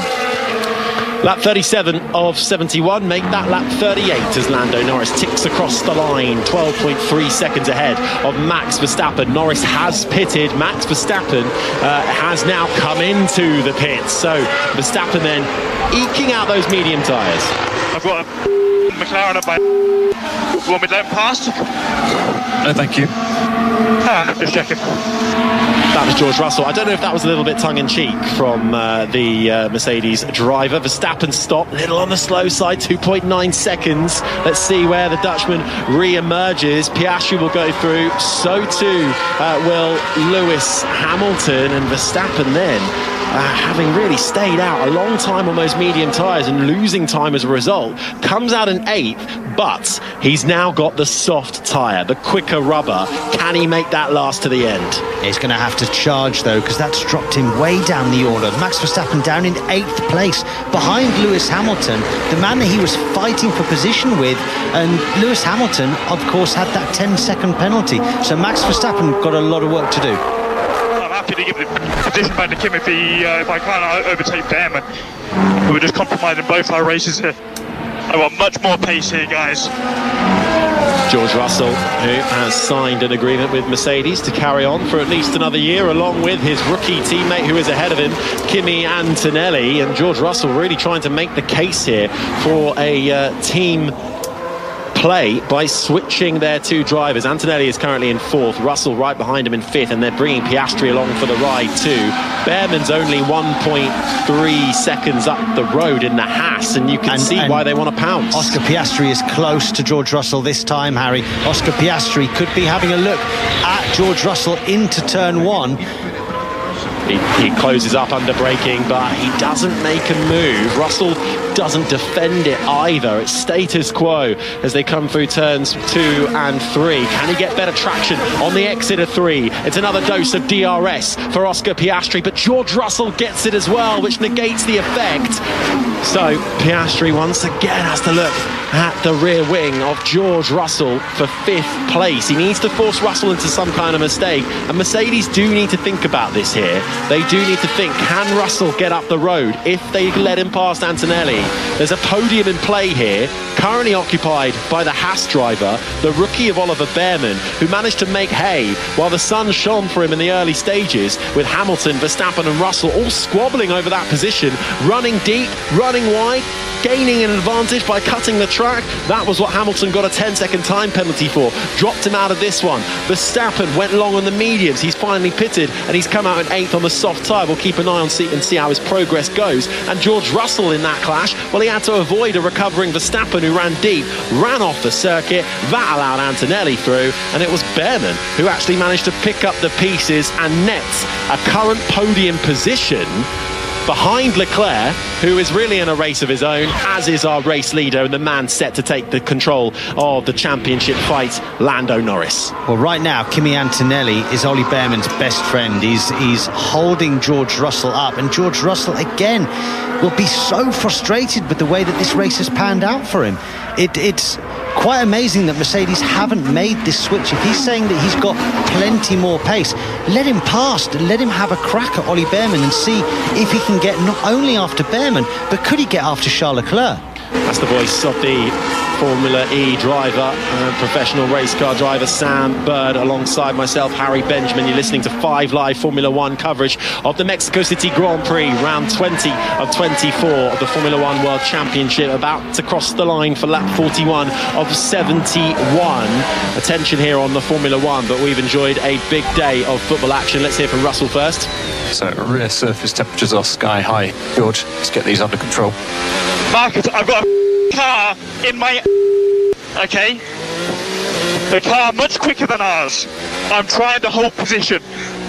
I've got much more pace than Kimi here, and we can fight for a podium. I'm happy to give the position back if I don't achieve it, but my tyres are just going to sacked here. Understood. But we do need to get these tyres to the end of the race. Okay, forget the football for 1 minute. Sam Bird, I've not heard George Russell that irate on the radio in quite some time, if ever. And I think he makes a very valid point, which is finally realised as Kimi Antonelli is told to swap positions. And he's told to swap positions in a place where he could get overtaken by Piastri, but the door is slammed shut by Kimi Antonelli. That could have been much better orchestrated by Mercedes. That's about 3 or 4 laps too late. Oh, great. I think that's too little too late for George Russell and Mercedes, but we'll see how he gets on. Piastri now right behind Antonelli, and Russell already making his way up the road. So we'll keep an eye on this intriguing fight. They've got one DRS zone to go as well, but it's not really long enough to kind of make a move. Russell closing straight away on Ollie Behrman now, so Behrman's going to start to feel the pressure in the Haas, I think.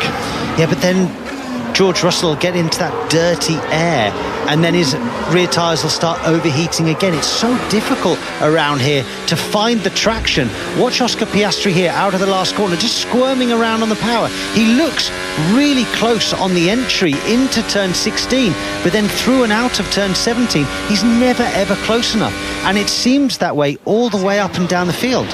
Also, back in 7th place, but only 3 seconds behind Oscar Piastri in 6th. Max Verstappen is closing very quickly on Lewis Hamilton at about a second a lap. He's now 4.6 seconds behind him in 8th, Hamilton in 7th, and Piastri not far ahead in 6th, behind this battle between Russell and Antonelli. Oh, attention here right now on the Formula One on 5 Live with the Mexico City Grand Prix on lap 42 of 71. The final course, really, after a big service of sport today in the Premier League. Arsenal beat Palace 1-0. Villa beat Man City 1-0. City now 6 points off Arsenal at the top. At the Vitality Stadium, Forest lost their first league game under Sean Dyche as Bournemouth move up to 2nd in the table after a 2-0 win. Wolves' troubles continue as they lost 3-2 at home to Burnley, and Everton.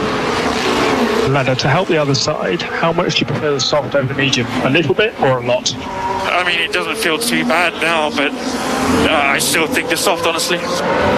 Thank you. So Lando Norris discussing tyres there, so could see him in for another one, for another stop perhaps. Everton took a first defeat at their new stadium, losing 3-0 to Spurs. And over in the Scottish Premiership, Hearts moved 8 points clear at the top after beating Celtic 3-1. But our attention now is back onto the Formula One, lap 43, all the way to lap 71, with Oscar Piastri closing up against Kimi Antonelli, runs a little bit deep, loses time until the Mercedes stays in 6th. So interestingly, George Russell has not pulled away from Kimi Antonelli, having been given that place, but that radio message to Norris, did that suggest that everyone's going to be doing a 2-stop? Or why would they be asking about the tyres if they're not going to change them again? I can't see a gap for Piastri to filter into at the moment. If he alone was thinking of doing a 2-stop, I don't think it makes sense. I don't think he's got the pace to do a 2-stop in comparison if everybody else was on a 1-stop. I think most other people would be thinking about a 1-stop, surely, wouldn't they? Or is it a case of a safety car towards the end of the Grand Prix? What would you might prefer? Well, Stick a soft tyre on as a it's gamble? obvious it would be a soft tyre, for sure. But 19.7 seconds is the gap he has over Charles Leclerc. Last lap around for Norris was a 1:21.5. Leclerc a 1:21.8. Unless Norris is massively managing, if he could pull out another 5-6 seconds on top of Leclerc, he'll have a pit stop gap over. We're not talking about Lando Norris, really. I think he's away in a different category this afternoon. We're more speaking about Oscar Piastri. He was asked, help the other side, which tyre do you think is the better choice? So they're going on Lando Norris's feedback, but why ask? What are they thinking strategy-wise with Oscar? Because I don't think he's got the pace this weekend to cruise up to the back of other people. It's a different ball game altogether if you're Max Verstappen. I think he's shown more pace. We're also seeing that people are finding it really hard to overtake. So, I mean, maybe with a massive tyre offset you could do it, but then you'd have to make up a 20-second gap having made the pit stop. I just don't understand that question unless they're going to make another stop. But I don't understand why they would make another stop. It would not work for Piastri, but he can't get through on the Mercedes drivers. He is stuck right now. It's Norris who leads by 19.7 seconds to Charles Leclerc. Behrman holds on to 3rd. Russell is 2 seconds back and is not dramatically closing. Last lap round was a little quicker, but not by much. Antonelli is 5th, ahead of Oscar Piastri. Then comes Lewis Hamilton in 7th, who is being hunted down by Max Verstappen, who is coming for Lewis Hamilton's 7th place. Max Verstappen going long on the medium tyre before switching to the soft compound and has the quicker rubber. Sauber underneath him. Sainz has a 5-second time penalty serve at the end of this Grand Prix, but right now is 5.9 seconds ahead of 10th place man Esteban Ocon. So Max Verstappen is the fastest. Comparable cross cars, hence the less on the flappage as we did. Just ask the other car. What is their balance right now? I don't understand what's going on. That's Alex Albon, who's sounding like he's not very happy on board his Williams right now. Wants to know what Carlos Sainz's setup is. Albon running down in 14th at the moment. Sainz up in 9th. Now, it's worth saying, now, as I said, Russell's not really pulling away from Antonelli, and that means he's not really closing in on Ollie Behrman, who's now 2 seconds ahead of Russell. Oliver Behrman in the Haas is on course for his maiden podium in his debut full season of Formula One in a Haas, which, let's not forget, had an upgraded floor in Austin last weekend. He had a really good qualifying in Austin. I think he was 8th on the grid. He was only 10th here in Mexico, but he was complaining about various things that he felt weren't fair for him. So it shows he's got a lot of pace, and he's on course. Ollie Behrman, British 19, 20-year-old. I can't remember whether he's had his birthday. Harry, you speak to him almost every day, don't you? He's 20. This is an absolutely outstanding performance. The sort of thing that marks drivers out for special things in the future. It certainly is, and keeping his wits about him at the moment. And if he is able to bag those points, and if Ocon can hold on to 10th, then it would put Haas up into 8th in the constructors, ahead of Sauber and Alpine. Meanwhile, Max Verstappen continuing to take chunks out of Lewis Hamilton's time as he flies over the curbs at 2 and 3 onto the short stretch down towards turn 4. Won't get a DRS this lap around. The detection zone is coming through on the exit of the Foro Sol. So into turn 4 we go, but Hamilton struggling by the looks of it in comparison to Max Verstappen. Yeah, Max Verstappen's pace is comparable to Charles Leclerc, who's currently sitting in 2nd place. Norris, Leclerc and Verstappen are the only people really consistently in the 1:21. Everybody else in the 1:22 at this stage of the Grand Prix. So I can imagine Max Verstappen will be dispatching. We think there should be box to overtake Antonelli, unless you will pass from the start finish next time. Interesting. So Oscar Piastri told box to overtake Kimi Antonelli. So they are talking about a 2-stop, but is anyone else going to 2-stop? Meanwhile, just a parenthesis, I think Max Verstappen, with being arguably over-aggressive in the opening laps, he's kind of messed his race up here.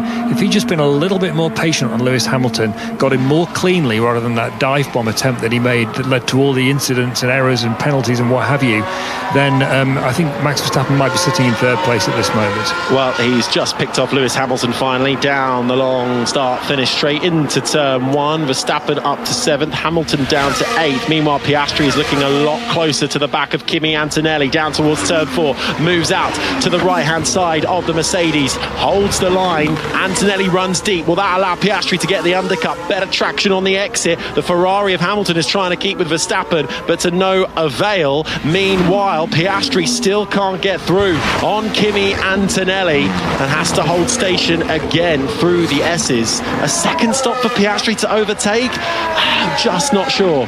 Is that a bluff, maybe? Verstappen's passed Hamilton. I think that was into turn 4, was it? We saw that was turn 1. Turn 1, okay, so that easily as well. Okay, so that's now he's going to be coming back up on.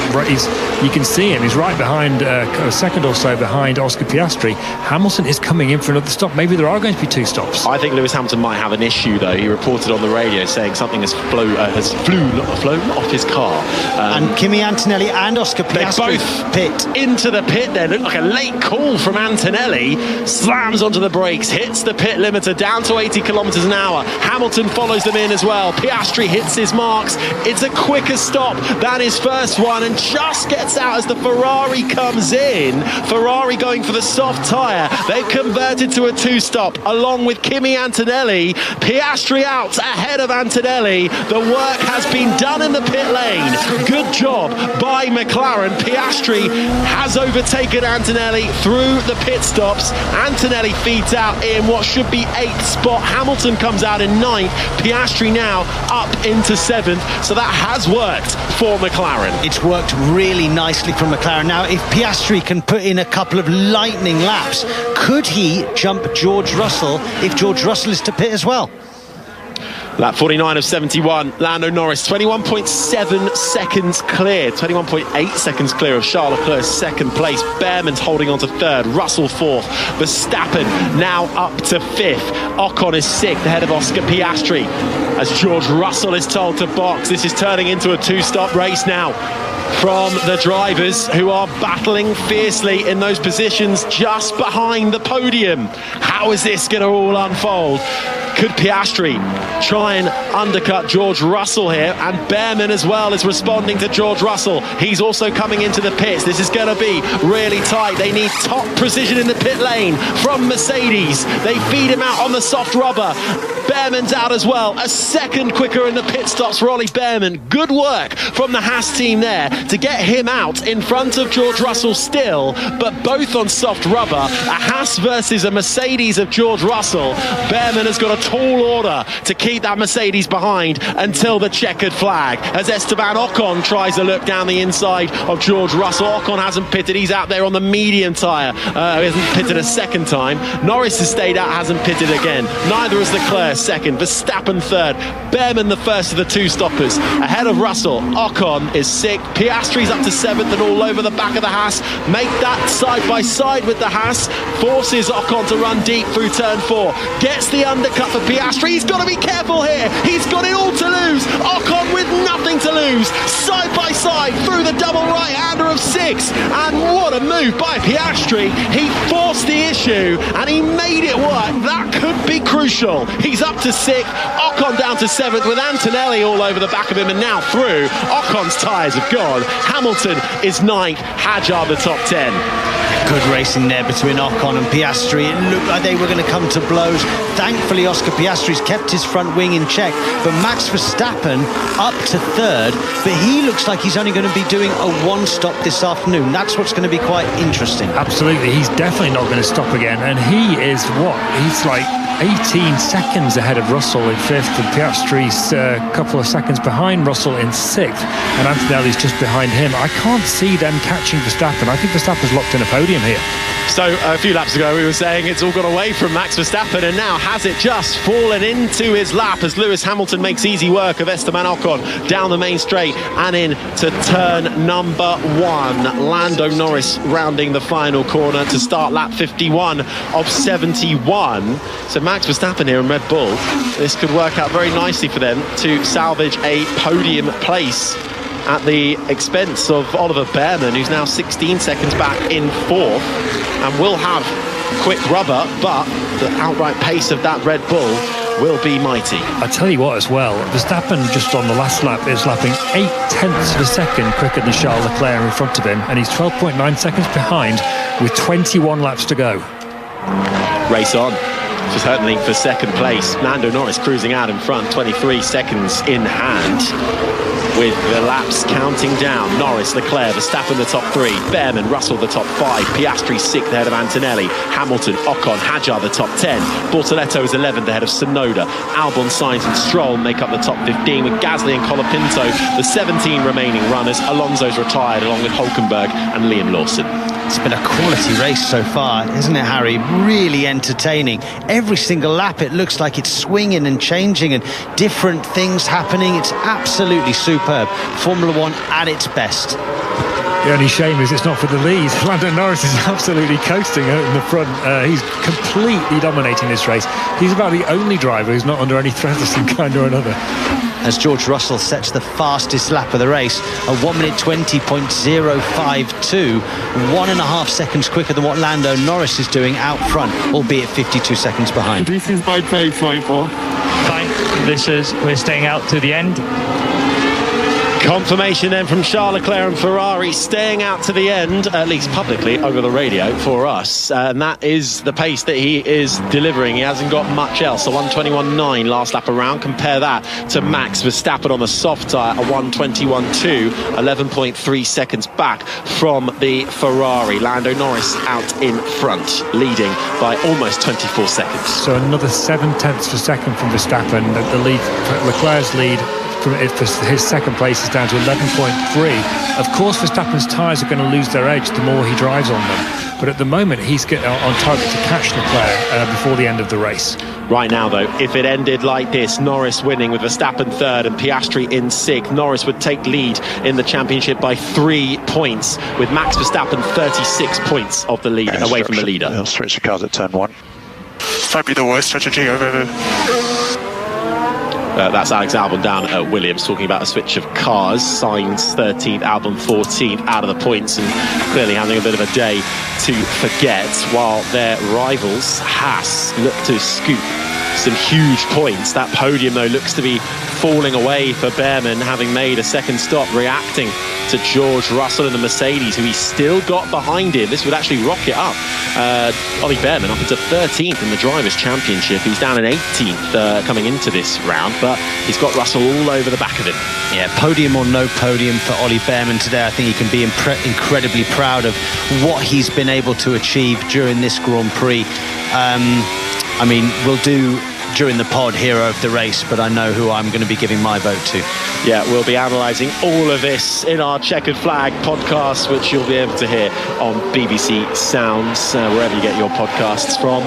Sam, Andrew and I discussing all that happened in the Mexico City Grand Prix, and we've yet to see all that's happened in the Mexico City Grand Prix. We're on lap 53 of 71, and the next closest move looks to be George Russell, who dives down the inside at turn 1 of Behrman, but is too far back. Behrman doesn't buckle under the pressure, holds it as they glide over the curbs at 2 and 3 and onto the stretch between them down towards turn 4. But it's another dose of DRS for George Russell. That drag reduction system allows him to stay with the Haas in front, but not overtake as they now head into the final corner. There's some debris on the outside of the last corner. That's what Charles Leclerc has just said on the radio. And an update from race control. Turn 5 incident involving Piastri and Ocon has been reviewed. No further investigation. The other thing that's just cropped up, Harry, is Carlos Sainz again under investigation for speeding in the pit lane. I think that oscillation has got him again. So it looks like, even though he's done that switch with his teammate, he's done the 2-stop, Albon's done the 1-stop. It looks like Carlos Sainz might be heading in for a drive-through. It's really gone terribly for Sainz and Williams so far, with a great qualifying undone by a 5-place grid penalty, and now looks like potentially 2 penalties coming his way as a result of this Grand Prix. 25 seconds the gap between Norris and Leclerc now. Verstappen third, Behrman fourth, still keeping George Russell at bay. Piastri about 3 seconds back. Last lap around, Piastri was quicker, a half second quicker than the cars in front. So Piastri slowly closing, but not as quickly as he would like. Antonelli now 7th, Hamilton is 8th, Ocon and Hadjar make up the point scorers inside the top 10. So Verstappen and Norris doing roughly the same lap times, and yeah, Charles Leclerc is about 7/10 a lap slower than Norris and Verstappen at the moment. Verstappen now within 10 seconds of Charles Leclerc. Yeah, and nearly a second quicker on laps. Max Verstappen third looks easy. I think second place is very much on the Dutchman's radar here. Can he pip Charles Leclerc to that second place? Leclerc currently occupying it on the medium tyre. We've heard from Ferrari on the team radio saying they aren't going to pit again, and this is all the pace that Charles Leclerc has to offer right now. And Verstappen, if he can get second, well, he will do his title chances no disservice whatsoever. Well, they can't pit again now. They're locked into the strategy. It's too late. If they needed to pit, it should have been 7 or 8 laps ago for the 2-stop. So, yeah, Ferrari locked in and hoping that Charles Leclerc can cling on to that second place. Meanwhile, further back for the championship leader coming into this round, Oscar Piastri, 1.9 seconds back now from George Russell. The next closest fight looks like it might be Gabriel Bortoleto. Right on the fringes of the points is the Brazilian in the Sauber, whose home Grand Prix will be next up. Closes dramatically under braking to the back of his fellow rookie, but can't quite line up the move into turn 1. Can he do it down into turn 4? Gets on the gas, hits the DRS, and Hadjar immediately moves to block off the green Sauber. forcing Bortoleto to take the wider line down at turn 4. Takes a lot of curve, does Bortoleto. Gives him a bit of momentum, though, and a bit of a kick out of 5. But one by one through turn 6 and out through the S's then. Bortoleto will have to have another bite at the cherry down the start-finish straight. The area where you need to be strong at this track is good in the final sector and then very strong out of turn 16 with very, very good traction. And you need to be within 6/10, potentially even 5/10 of the car in front in order to get that move done into turn 1. It looks like the move out of 3 down to turn 4 is also very, very difficult this weekend. That 56 of 71 as the sun shines down here in Mexico City. We've still got a way to go here, but with some runners changing to a 2-stop strategy has really changed things up. Not quite for the race lead as Sainz gets a drive-through penalty. Haven't seen one of those in a while for speeding in the pit lane. And the problem is that the irony. He can't drive to the pit speed limit, so he's going to have to just drive on, you know, tentative throttle and maybe go way below the pit speed limit. Otherwise he'll get a black flag. Now, the F1 teams use something called a overtaking delta, and that means how much of a lap time advantage does a car typically need to overtake another one that it's chasing down. And for this race, it's 0.6 of a second. Max Verstappen is closing on Charles Leclerc quite a lot more than that at the moment. So in theory, if he keeps that lap time advantage, he should find it relatively easy to pass Leclerc. But reality is not always the same as the engineer's theory. Piastri's also picked up the pace back in DRS range of George Russell as he comes out of the Foro Sol briefly into the shade that the grandstands create, then out through the sunshine that peeks through the grandstands and the buildings that surround this circuit, back onto that start-finish straight. Over 1.2 kilometres run down towards turn 1. Russell actually not getting the DRS from Behrman anymore. So Russell falling away from Oliver Behrman in 4th place and into the clutches of Oscar Piastri, who will be desperate to pick off every move he can get. 5th place for Piastri would be some damage limitation. 4th place for Oscar Piastri, and he'll retain the lead of the championship, but only by a point as Sainz comes in for his drive-through penalty for going too fast in the pit lane. So we'll see how he gets on with that one. We're not actually seeing if he's bouncing all over the shop. We're still looking at George Russell, who has stayed ahead of Oscar Piastri through the first sector. It's lap 58 of 71. Norris, Leclerc, the top 2, with Verstappen chasing Leclerc hard. 7 seconds now behind. Behrman is 4th ahead of Russell. Piastri is 6th. Antonelli, Hamilton, Ocon and Hadjar the top 10. And they are your point scorers with Bortoleto, Tsunoda, Albon, Stroll and Sainz coming at 15th spot, only ahead of the 2 Alpines, who are having a bit of a torrid end to their season. No pace, no performance from Gasly or Colapinto. They're the last remaining runners. Of the 17 left in the field, Fernando Alonso retired with Hulkenberg and Lawson. There's your man ahead of you. Gap at 21.9. Let's go. That's why we come racing. That's the G'ing up you need, isn't it? From engineer to driver. Gianpiero Lambiase giving Max Verstappen all the incentive he needs. Gap 21.9. What was that about? I think that's a very old message potentially, because unless it's lap time that he's done. I think it might be referring to lap time. But he's just done a 21.5. Yeah, very good point. Lando Norris, meanwhile, is a whole first sector ahead of Charles Leclerc now. Yesterday in qualifying, it was roughly a 27.4 for the first sector. He is 27.4 seconds ahead of the Monegasque driver.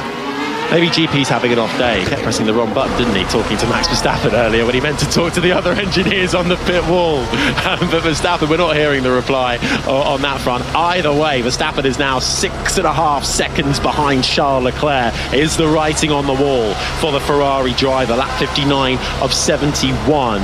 It started as Norris on pole with Leclerc and Hamilton the top 3. Max Verstappen from 5th. Oscar Piastri started this race down in 7th spot. Carnage at turn 1. No major collisions, but many cutting the corner, including Max Verstappen bailing out of turn 1 and taking to the grass. So too did the likes of Charles Leclerc, briefly emerging into the lead of this Grand Prix before relinquishing that spot back to Lando Norris, who then led. Verstappen, though, did not, and George Russell was rather the one who felt most aggrieved by that, and there was a bit of contact further back in the midfield. And then there was a big tete-a-tete between Lewis Hamilton and Max Verstappen ranging from turn 1 all the way down to turn 4.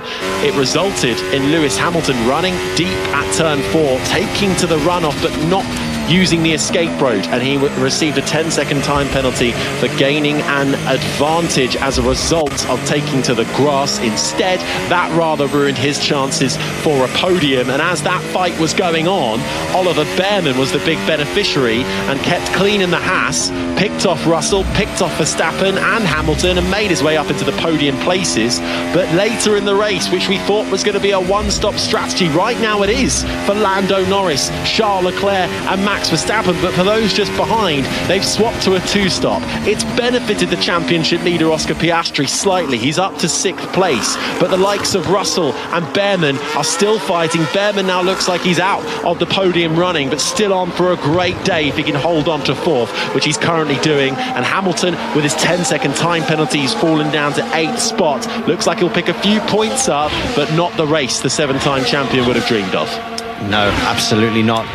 Looking at the car attitude of Oscar Piastri, he's just never quite... As he dives down the inside into turn 1, Oscar Piastri has done it. He's got past George Russell, has he? Yes, great, decisive move by Oscar Piastri, and he's up to 5th place. That came from absolutely miles back. A late move from the championship leader, who has the most to lose but has been racing like he doesn't. Made a great move on Ocon earlier on, and from way back in the braking zone, Piastri finally gets through on George Russell and up into 5th spot. He's 2.5 seconds away from 4th place Behrman. If he can get Behrman in the remaining 10 laps, 4th place for Piastri would keep him in the lead of the Drivers' Championship by just 1 point. Right now, though, if he stays where he is, he falls to 2nd, but the gap still 1 point. It is mesmerising, this championship this year, isn't it? So close. It is going down to the wire. But this has been a decent race, actually, from Oscar Piastri. Somehow, he's clawing back some points. He's been really patient, and that was a classic Oscar Piastri move. Committed, brave, decisive, clean, didn't look ever in doubt. He's really good at that sort of thing. He's really recovering his day here. Bit of an oversteer moment out of turn 3 there. That's not going to do his rear tyre temperatures any good. Meanwhile, Max Verstappen's chase of Charles Leclerc has stalled a little bit. For the first time in a long time, his gain on Leclerc was less than that overtaking delta that I was talking about, just half a second on the last lap. It's going to be nip and tuck between those two to the end of the race. Here's Antonelli. We should invert position now. Yeah, we are talking about it. We'll just close it. Good luck. If in my big race recap, I did forget the two Mercedes were squabbling, and George Russell was pleading his case to be let through to chase down Behrman initially for a podium place. That hasn't quite worked out, and George Russell did say, if you let me through and I don't get Behrman for a podium, you can give the place back to Antonelli, which the young Italian has now kindly requested he would like that. And I think Russell will be saying, yeah, but I'm still chasing Behrman, so give me a chance, right? I think if you'd said to Oscar Piastri at the beginning of the day, look, you're going to come 5th or 4th in this Grand Prix, and you're going to bring home 10 or 12 points, I think he would have bitten your hand off for that, to be honest. With where he was starting, with the pace that he showed in free practices and in qualifying, I think he would have taken that. I think he'll leave here a very happy man if he can bring it home in these last 9 laps. So far, it's been a good recovery drive from Oscar Piastri, recovering really a weekend in total. He's 3 seconds back from Ollie Behrman at the moment. Last lap around for Behrman on 1:21.2. Piastri a couple of tenths slower, but let's see now that Piastri's got ahead of Russell, if he's able to close down already. Actually, he is. The gap coming down a tenth of a second.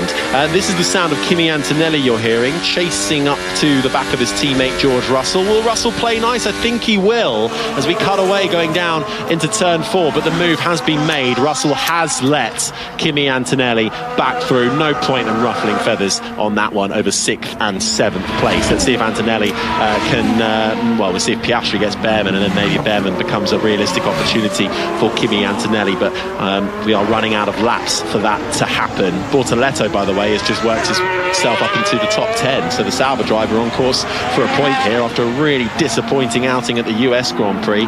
The rookie from Brazil, with one car out of this race in the form of his teammate Nico Hulkenberg, along with Alonso and Lawson.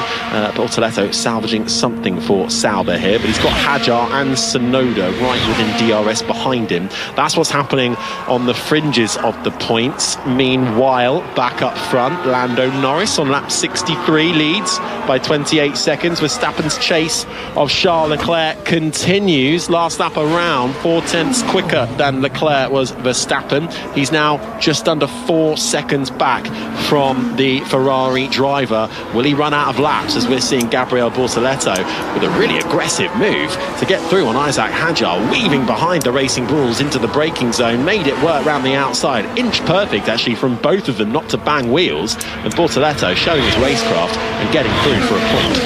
Yeah, great move by Bortoleto. Now Hadjar's got the attention of Yuki Tsunoda, who's breathing down his neck for that 11th place. Is Yuki Tsunoda going to go through? I think he is. Down the inside into turn 1, and he's got the move done. But in what is to be, well, let's hear from Tsunoda's teammate. Insane stint, Max. Just finish it off.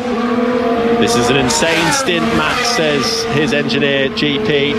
Finish it off. And he's 3.3 seconds back now on lap 64 of 71. 0.6 faster than Charles Leclerc on that last lap, Harry. So this is going to go down to the wire, but it's going to be a battle right at the end. This is when we need the Jaws theme music, I think, for his hunt of Charles Leclerc in these final few laps. Closing, and closing. Meanwhile, behind Verstappen lies Ollie Behrman, who is in 4th spot. Oscar Piastri, having managed to get past George Russell's Mercedes, is now up into 5th. Last lap around from Piastri, a 1:27. Compare that to Behrman's 1:21.2. Piastri is closing now on Ollie Behrman. 2 seconds the gap. So could Piastri do the unthinkable here and actually retain his championship lead, leaving Mexico? We all thought that was out the window after a nightmare weekend so far. But the race, through some good overtakes, some patience and cool-headedness from the Australian, has so far come his way and is recovering after a bit of damage done on Friday and Saturday. But Norris's teammate still leads, and right now would have the championship lead by 1 point. Lando Norris coming through turns 2 and 3.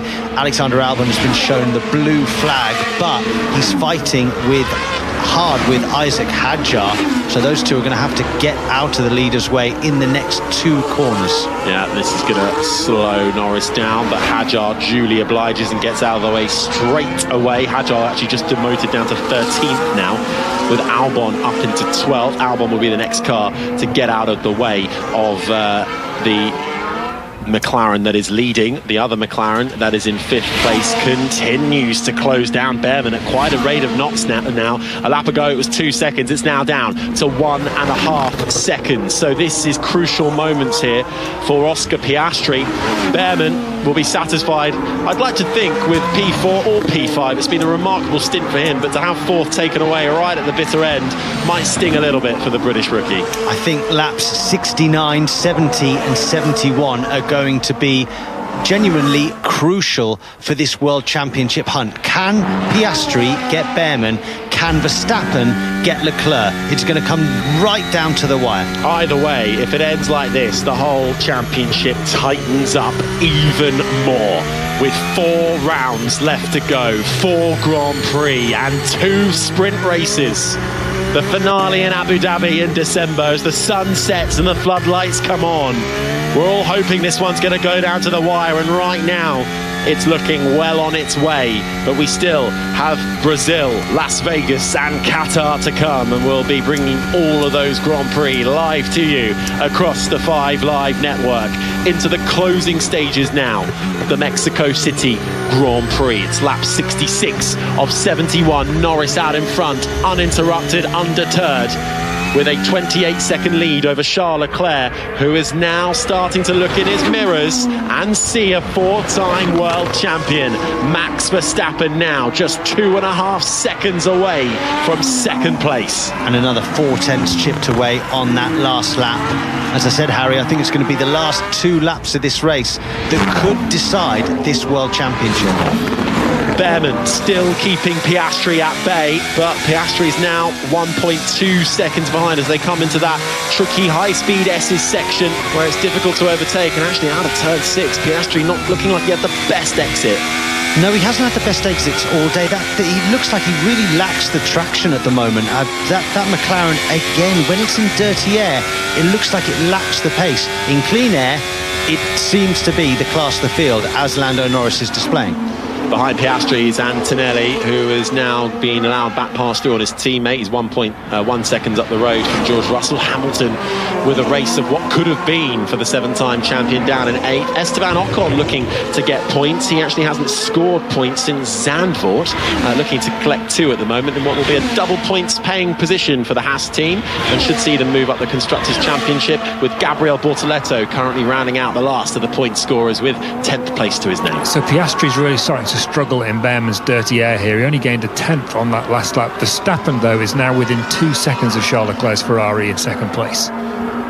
Outside of the top 10, it's Tsunoda in 11th ahead of Albon. Hadjar is 13th ahead of Stroll. Sainz is the top 15, with the 2 Alpines bringing up the rear of the field. Gasly and Colapinto, the 17 remaining drivers, with Alonso, Hulkenberg and Lawson all retiring from this race from Aston Martin, Sauber and Racing Bulls respectively, due to issues on their cars, and a bit of contact for Lawson on lap 1 too. So Behrman's going to fight this, because he's on for his best ever Formula 1 result. He's got nothing to lose. Piastri has got everything to lose. So I hope they play smart. I hope they play fair. Both are going to be giving everything. I feel like that we've seen from Piastri already. Like, I thought it was a very bold move to get through on Ocon, side by side into turn 6. And then the late braking to get through on Russell.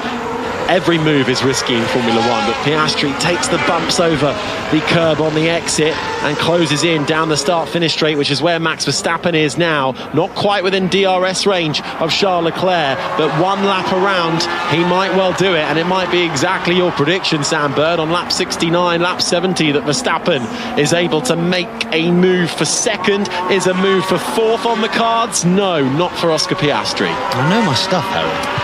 You continue to surprise me, Bird.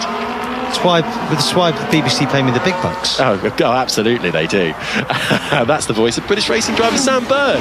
Alongside myself, Harry Benjamin, is also the BBC's F1 correspondent Andrew Benton. You're listening to 5 Live F1, and what has been a really interesting, a really dramatic, intriguing Mexico City Grand Prix. I can't wait to analyse all of this in our Checkered Flag podcast, which will be available on BBC Sounds and wherever you get your podcasts from. 3 laps to go, though, and there's still positions to be decided. While Lando Norris may well be set to take the lead of the championship, we don't know if that's going to happen. It's going to take the final lap to do so, because Oscar Piastri is 5th and within a second of Ollie Behrman. If Piastri can get 4th, he'll hold the championship lead. But what about the battle for second as well, though? Max Verstappen is a second behind Leclerc, but he should get the DRS because he was within a second within the activation zone.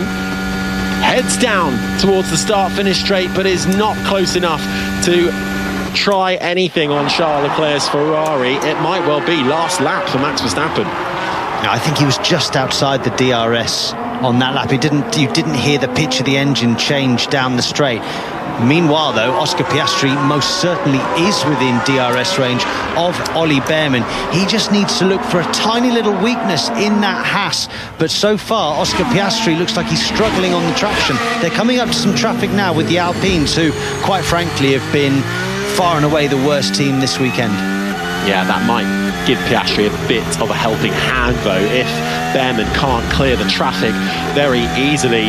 we're hearing Max Verstappen. We're also seeing Oliver Behrman as well through the S's. Max Verstappen trying to hold on to that Red Bull with the wrist, sliding. Those soft tyres have been working remarkably for Max Verstappen. We've got a yellow flag out in the closing stages of this Mexico City Grand Prix. We haven't seen who it's for. We're going to continue to follow this fight for second, this fight for fourth. Crucial positions for two of our three title protagonists. Norris currently up and away with 30 seconds clear of the field. Charles Leclerc holding on to second. He's not in the championship hunt. He's got nothing to lose. Verstappen has everything to lose, but is closing in from third place in the championship, from third place on the road. Does he have a look at Leclerc's second place? He does. The cheers go wild for Charles Leclerc from the grandstands, who holds on to second, but there'll be another dose of DRS to come down the short stretch towards turn 4. The Ferrari holds the lead for now.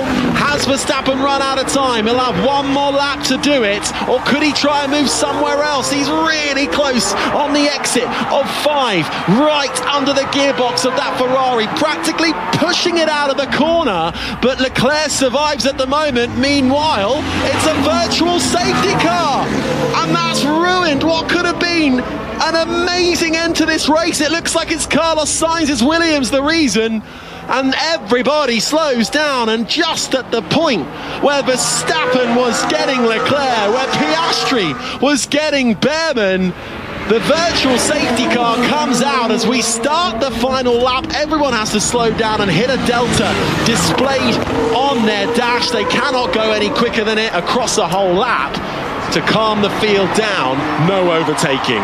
No, but if this goes green again, it could get very spicy if somebody's late to the throttle, but that potentially has ruined what could have been a really spicy last lap.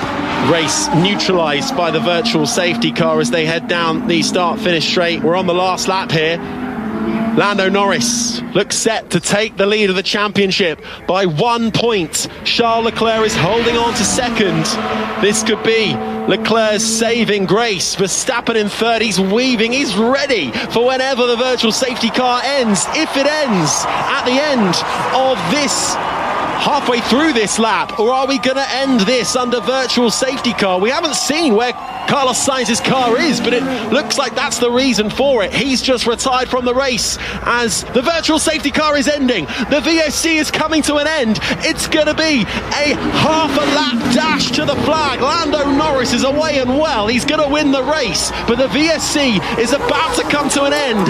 Out of turn 5 into the sunshine. We're back up to racing speeds. Leclerc slow out of the corner. Verstappen with more grip. Lando Norris with only a corner to go. It's been an easy ride for Lando Norris, who looks set to take the lead of the championship. The first time he's been the leader since April in Saudi Arabia. Lando Norris wins the Mexico City Grand Prix, but who's going to finish second, third, fourth and fifth? Leclerc currently heads that battle in second. Verstappen's running out of corners through the Foro Sol, and I don't think the Dutchman's going to do this. Did that virtual safety car deny him second place? It has done. Round the final corner one last time. Charles Leclerc holds on to second, Max Verstappen in third, and Oscar Piastri is not going to overtake Behrman. The British rookie Oliver Behrman in the Haas with a career best result in his rookie year. Behrman takes fourth ahead of now the man in second place in the championship, Oscar Piastri fifth, with Kimi Antonelli sixth, Russell seventh, Hamilton eighth, Ocon and Bortoletto. P1, mate. P1. Absolutely fantastic the whole weekend. Yeah, beautiful weekend. Well done, everyone. Incredible result. Wonderful car. Thanks for the hard work. Keep it up. We need to keep it up. Thank you, guys. Well, Lando Norris sounded like he didn't really work that hard at all. It was a stroll in the park for Lando Norris this weekend. Absolutely on another level. 1 point between Lando Norris, who leads the championship, Oscar Piastri in second. Charge button on, cool down the car. Well done. Yeah, good job. Was quite a tough one. Charles Leclerc confirming that was a tough one, but the VSC certainly helping him out. I'd like to have seen where Carlos Sainz's Williams was and how much we needed that virtual safety car. But the stewards decided we needed it, and Verstappen in the end third. And with that third position, he's now 36 points away from the lead. P4. Yes, come on! Good job! Amazing, Ollie. Amazing. That was Behrman, by the way, started 9th, finished in 4th, and you can see what it means to him. It ties Haas's best ever result in their history Ferrari pass as a team. Constructors because of this? With Romain Grosjean taking 4th place back in 2018 at the Austrian Grand Prix. But Lando Norris pulls up in that P1 position right in the centre of the Foro Sol, the part racetrack, part concert that is the baseball stadium that seals off a lap here. Stands tall on top of the Papaya McLaren, both arms raised, and cheers from the crowd, waves to the grandstands. Lando Norris wins the Mexico City Grand Prix. It's his 6th win of the season, and with it takes the championship lead by just 1 point. Yeah, great drive as well from Charles Leclerc. And if my maths is correct, Harry, I think that's moved Ferrari back ahead of Mercedes in the constructors. Very, very close, and there's still quite a long way to go. 1 point. Ferrari 356 points in second, Mercedes third, Red Bull fourth, and Haas actually have jumped up to 8th in the Constructors' Championship, putting Sauber down to 9th. So really big result for Haas today, with Esteban Ocon also finishing in the points in 2nd place. Leclerc 2nd, then Verstappen 3rd. Rather felt that 2nd place denied from him, and a good recovery despite losing control of the Drivers' Championship from Oscar Piastri. I think that was a really good result from Oscar. I think he'll be really happy with the day's work to come home in 5th, where he hasn't shown great speed all weekend. He's looked out of sorts through free practices, poor qualifying by his standards, but he drove the wheels off that car today. Didn't have the pace, but he got the job done. Few cheers from the crowd from Ollie Behrman, who gets out of his Haas car and is immediately hugging his mechanics on his way through Parc Fermé. Hasn't even taken his helmet off yet. Has the 20-year-old boy from Essex, and gives a few high fives to some of the Ferrari mechanics as well. Oliver Behrman, a Ferrari young driver, has been brought up through the Ferrari system and could well be in line for a Ferrari drive some way down the road in his career if he continues like this in what has been an up and down rookie year. Didn't start very well in Australia, but right now Formula One has short memories, and they're only good for Oliver Behrman with 4th place. 5th for Piastri, sees him slip to 2nd in the constructors. Max Verstappen with that 3rd place on the road closes in on the 2 McLaren drivers in the championship. He was 40 points coming into this race away from the championship lead. He's now 36 points away, so that gap is closing. The gap's closed, but not by the amount that Max Verstappen needs at this stage. Remember, he needed roughly 6 or 7 points per race. There's only a point between the points in sprint races as well. He probably will be leaving here potentially a little bit disappointed, especially given the fact that he would have thought he could have got 2nd place. Yeah, but Verstappen then will make an appearance onto the podium. Outside the top 10, Tsunoda was 11th, ahead of Alex Albon, Hadjar, Stroll, Gasly and Franco Colapinto, the 16 remaining drivers. Carlos Sainz retiring at the end, and believed to be the reason for the virtual safety car, as marshals were pushing that car back behind a barrier. We didn't actually see that on our end. Fernando Alonso's Aston Martin retired due to issues, along with Nico Hülkenberg's Sauber, and Liam Lawson's Racing Bulls, after 2 laps, called it quits with damage and contact on lap 1. So 4 cars out of this one at the end. But let's hear from our top 3. They're speaking with James Hinchcliffe. And we're down here in the stadium with your top 3, and let's start right here with McLaren's Lando Norris, 6th win on the season. Lando from pole, led every lap, and you are now the leader of the World Drivers' Championship. Just tell us how you're feeling about the day. I didn't hear a thing you said, but I love it. Thank you guys. What a race, you know. I mean, I could just keep my eyes focused. It was, I could just keep eyes forward and focus on what I was doing. A pretty straightforward race for me, which is just what I was after, you know. So good start, good launch, good first lap, and could go from there. Let's talk about that start, though. We talked so much about the start here being so tough with that long run down to turn one. Just tell us how you managed it so perfectly while it was complete chaos behind you. Just stay relaxed, you know. Just get a good launch. That was the best thing. I think I got a much better launch than the guys around, but man, this is awesome here. This is unbelievable. So yeah, my first win here in Mexico, a beautiful one to win, especially here in the stadium. So a big thanks to all the fans. We said after qualifying, you said, we'll just see how much I'm going to win by. It was 32 seconds. Congratulations, Thanks, Lando Norris, your race winner. Charles Leclerc, second podium on the trot for you and Ferrari. Just talk about the crowd, the reception here, and back-to-back podiums. P2 in the constructors for you guys as well. Yeah, I mean, very happy with this weekend. United States was very positive for us, but we didn't know what to expect for this weekend, and to end up again on the podium is a great surprise. So very happy to be being on this amazing podium once again. It's a mammoth second stint from you, trying to manage tires and manage the gap to Max. Just how tough was it trying to keep your tires in the window and not let him by? And how relieved were you for that virtual safety car at the end? I was quite happy about the safety car at the end. My tires were completely gone, and I could see Max was coming back on the softer tire, so it was tough. But I think the safety car saved me at the end. Well, look, wave to these fans. They're definitely big Ferrari and Charles Leclerc fans. Congratulations. Thank you very much. Thank you. Max, heck of a drive from you. But I think you had one of the most exciting races of anybody off the start, through the grass twice. Just kind of walk us through those first couple laps, 4 wide into turn one, then that little battle with Lewis. How'd you see it all? Yeah, it was very hectic, the beginning of the race for me. We had a very good start. And then, of course, it's such a long run to turn one. And we were on the outside and, 3-4 wide. So I had to be on that curb. He kept bottoming out all the way. So I almost crashed into, over the grass.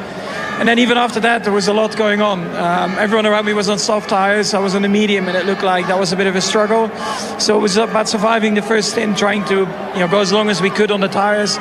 Once we bolted on the softs, I think we were a little bit more competitive, a bit happier. I mean, it's been a difficult weekend for us, but to be fighting for P2 with everything that happened in the first few laps, I think is still a very, very strong result. Again, we talked to Charles about how happy he must have been at that VSC come out. It must have been a bummer for you. 10 seconds you caught him in that mammoth final stint as well. Was that just a bit of a letdown? I mean, you win some, you lose some, right? Sometimes the safety car works for you, and sometimes it works against you. Real quick, we heard a conversation between you and GP on the radio asking, hey, if we were on a one-stop or a two-stop. No, I think it was on the wrong button. It was not meant for me. Was it ever going to be a two-stop for you, or you guys one-stop from the beginning? Just depending on the deck, right? So I think at one point we were quite committed to a one-stop. Okay, well, congratulations on a great run. And just, Lando, finally, back to you. You've been on such a run, so much momentum. How much does this help you now heading into Brazil and these final 4 Grand Prix? I mean, it's one weekend at a time.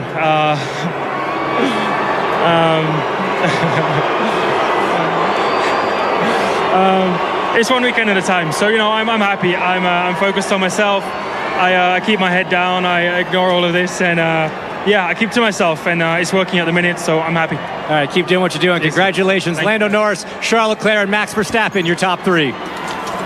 James Hinchcliffe asking the questions, and definitely mixed reactions from the crowd there at the Forest Sol, but certainly a few cheers and the rest going on there. But Lando Norris takes McLaren's first win in Mexico since 1989, when Ayrton Senna did it, taking his 7th win of the 2025 season. Charles Leclerc back-to-back podium finishes for the Monegasque, first time since Monaco and Spain he's done that. And Max Verstappen, 6th consecutive podium finish this season, closing in slightly on the 2 McLaren drivers. But Sam Bird, it was faultless really from Lando Norris today. He's looked imperious since qualifying, really, hasn't he? He hasn't put a foot wrong, and today he just drove away from everybody at such a rate. I mean, half a minute ahead of the next best, Charles Leclerc, is quite a statement as we head to Brazil next. And great images were being shown of the sun glinting off of Lando Norris's fluorescent helmet as he punches his fists in the air, celebrates a well-earned race victory, beating Charles Leclerc by over 30 seconds in the Ferrari. They're in the cool-down room now, Leclerc and Verstappen, and we're going to get their own view of turn one. Look here, I'm here.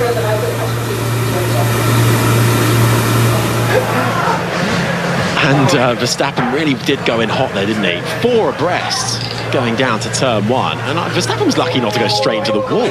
He's just said that to Charles Leclerc. He's just said, I nearly hit the wall on the at the grass.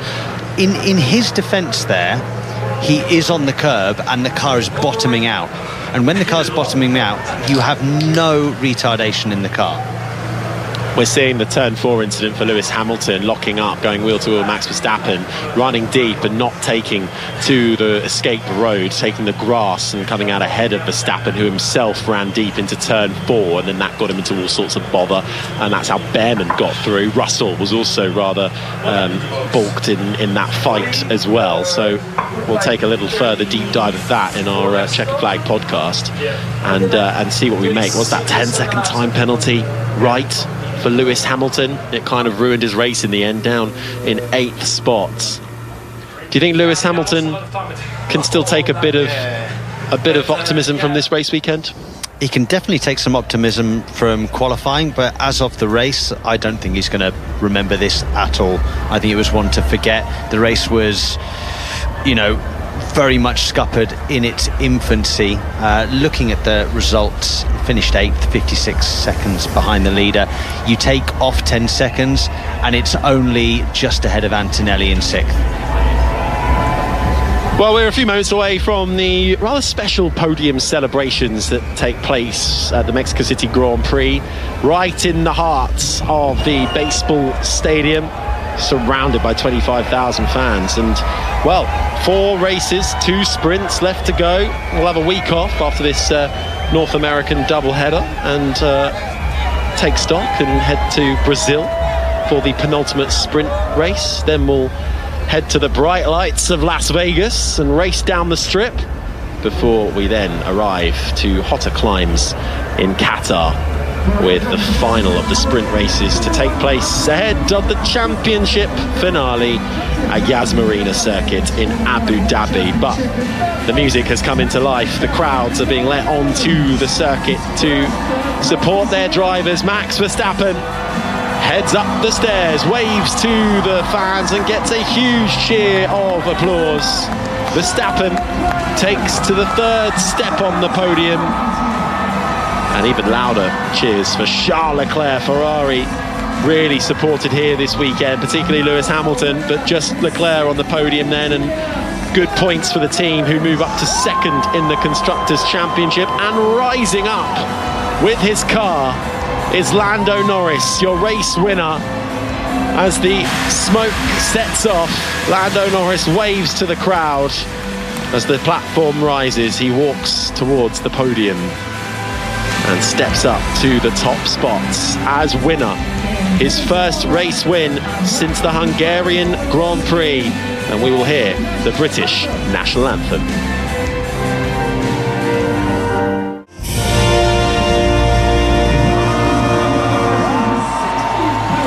The British national anthem reigns out in Mexico for Lando Norris, the winning driver.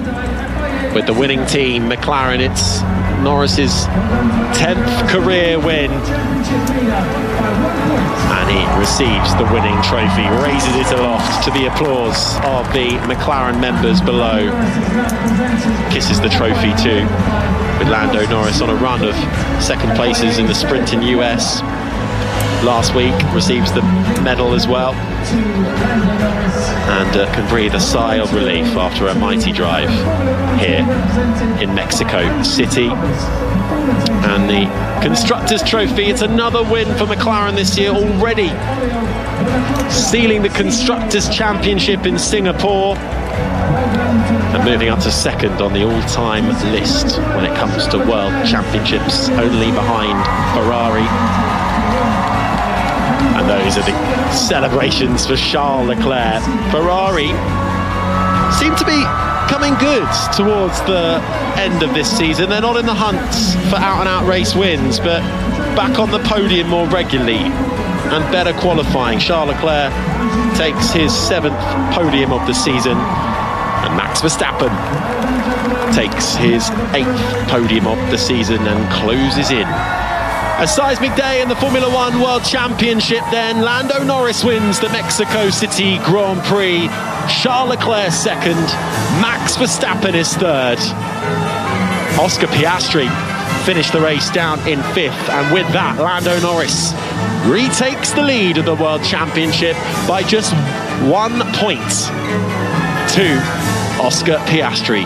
Max Verstappen 36 points back in 3rd place with just 4 races left to run. 2 sprints. We're looking forward to the rest of the season, what unfolds. We're going to analyse all of that in our Checkered Flag podcast on BBC Sounds, but that just about does it from Mexico, from 5 Live F1. We'll head to Stephen Nolan next. Felicity Hanna is sitting in, but before that, let's get your latest headlines with the BBC News. The voice of